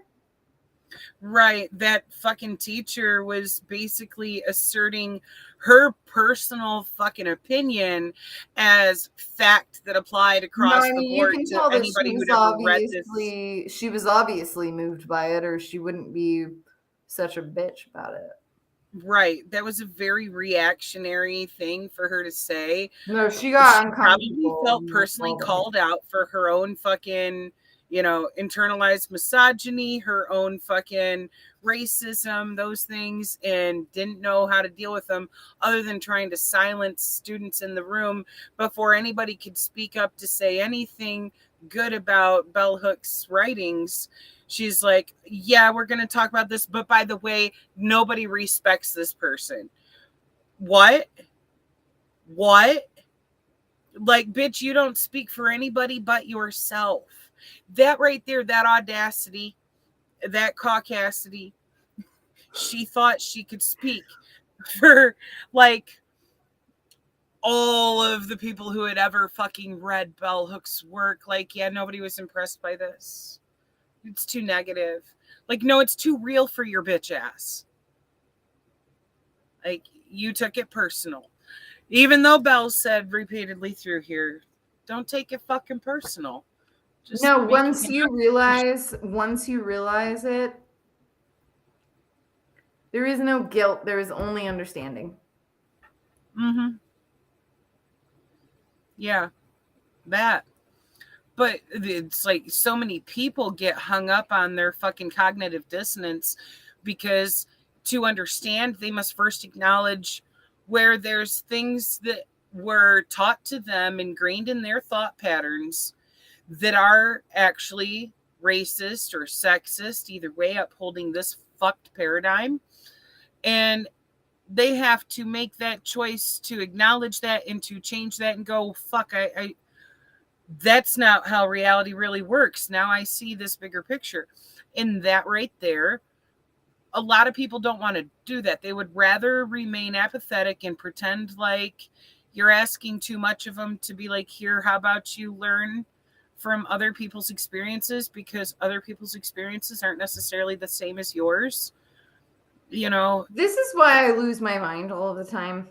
And this is why people, I think, feel as though I'm harsh or that I'm very reactionary. Honestly, I just am very blunt when I type, and I don't think I've had a fight with anybody publicly like this on podcasts, but like, it's really frustrating to me to see this happen online just in general, and I do lose my mind. And I'm usually pretty good at holding it together, but since this whole new stuff that we're not going to talk about here has started, I'm just realizing again that people want to have opinions on things that they don't understand, and that's exactly the problem, is that people get offended by opinions that they don't understand. and that they take stands for opinions that they don't understand and that they don't really know what's going on at all. And so my whole problem is that, like, if you don't know what you're talking about, then don't talk. But people don't know how. They don't know how. And honestly, like, I'm lucky that I grew up in the family that I did in this one fucking aspect. Is that my dad in his second marriage was involved with a mixed race family of black, white, and Mexican. And then after that, I went to a white supremacist school, but then I left after graduating immediately, and I did not associate with that anymore. But being exposed to other people and cultures when I was still under 10 years old was crucial. And then leaving after high school was crucial. I mean, I'm weird for doing that, especially as a woman single by myself, but you've got to do it. Like, you have to do it. Right. That's self-care, to separate yourself from those things that you know are fucking wrong and toxic. Not cool self-care ever, but you should do it. Right. Cutting ties can be really fucking healthy. When they're toxic ones, snip, snip.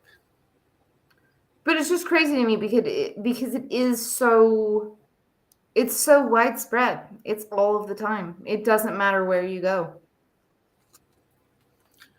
Right. There is constant fuck communists, fuck Russia, love Ukraine, fuck abortion, like, you're reading it all of the time.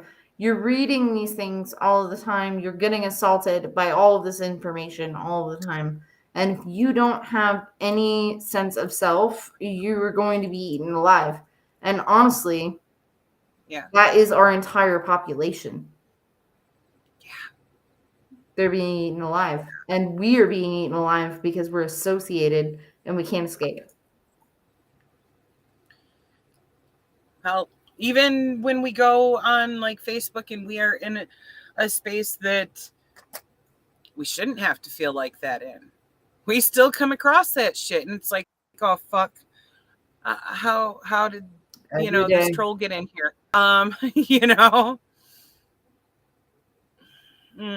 Yeah, it's too much being bombarded with the shit every fucking where you go. It's really uncomfortable too, because I was thinking about it today when my boss was specifically, just as far as the communist part,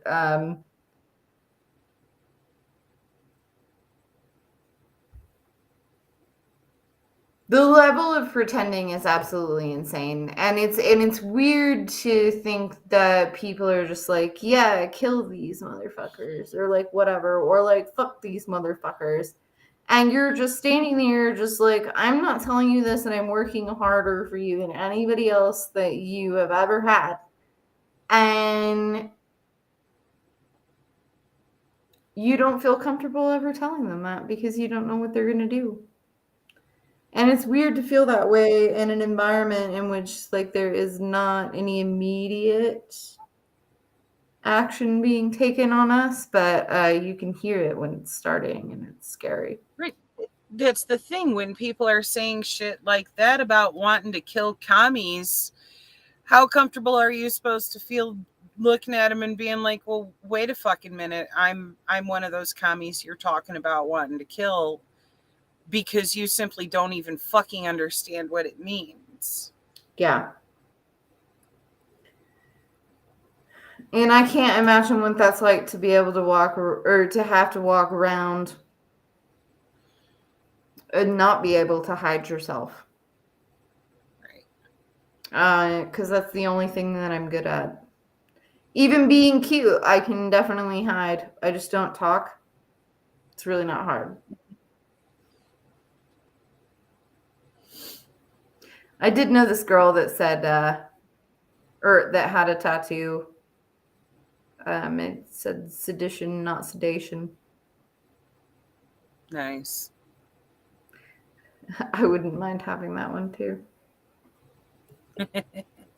right? But no, yeah, I'm from having to hide myself intellectually, like, it is not hard to see how you cannot hide yourself in other ways. Like, I can't hide myself as a woman, obviously.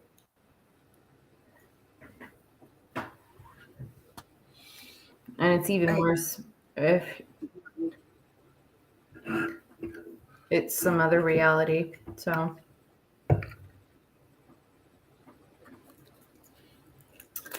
but yeah, I'm looking, I just also have a Sarah in my face giving me kisses. no, I can see that. That's totally fine. If you want to be done, we can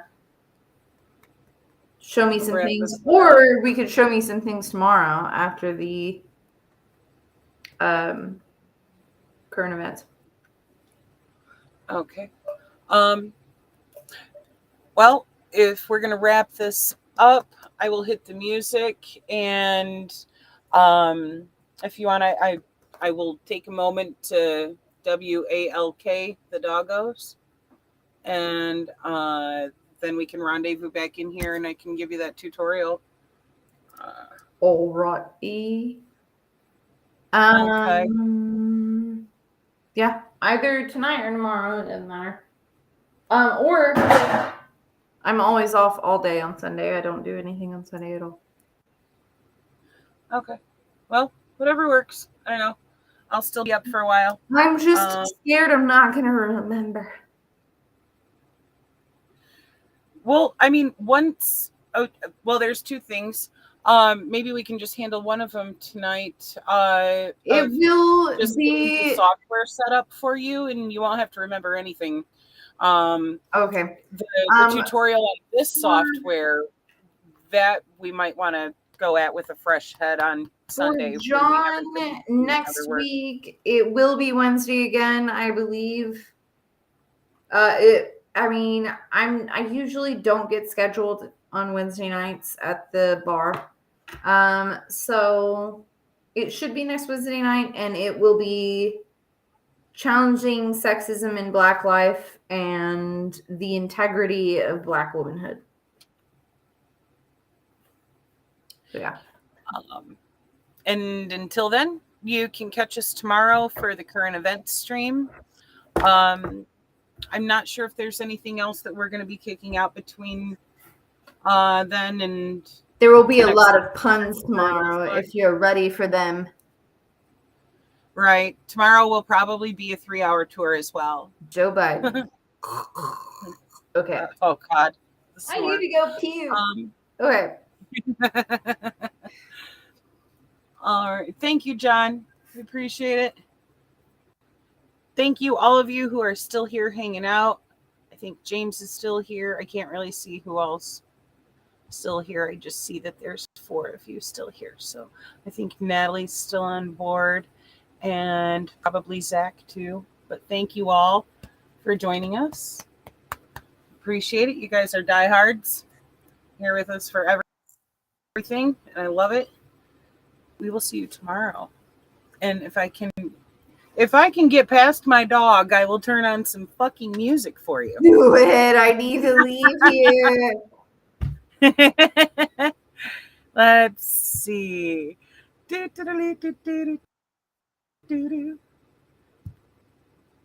Is insistent on all of fucking turd.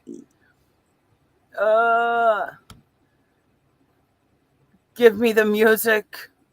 Give me the music. I'm scared I'll be stuck in here forever. Oh,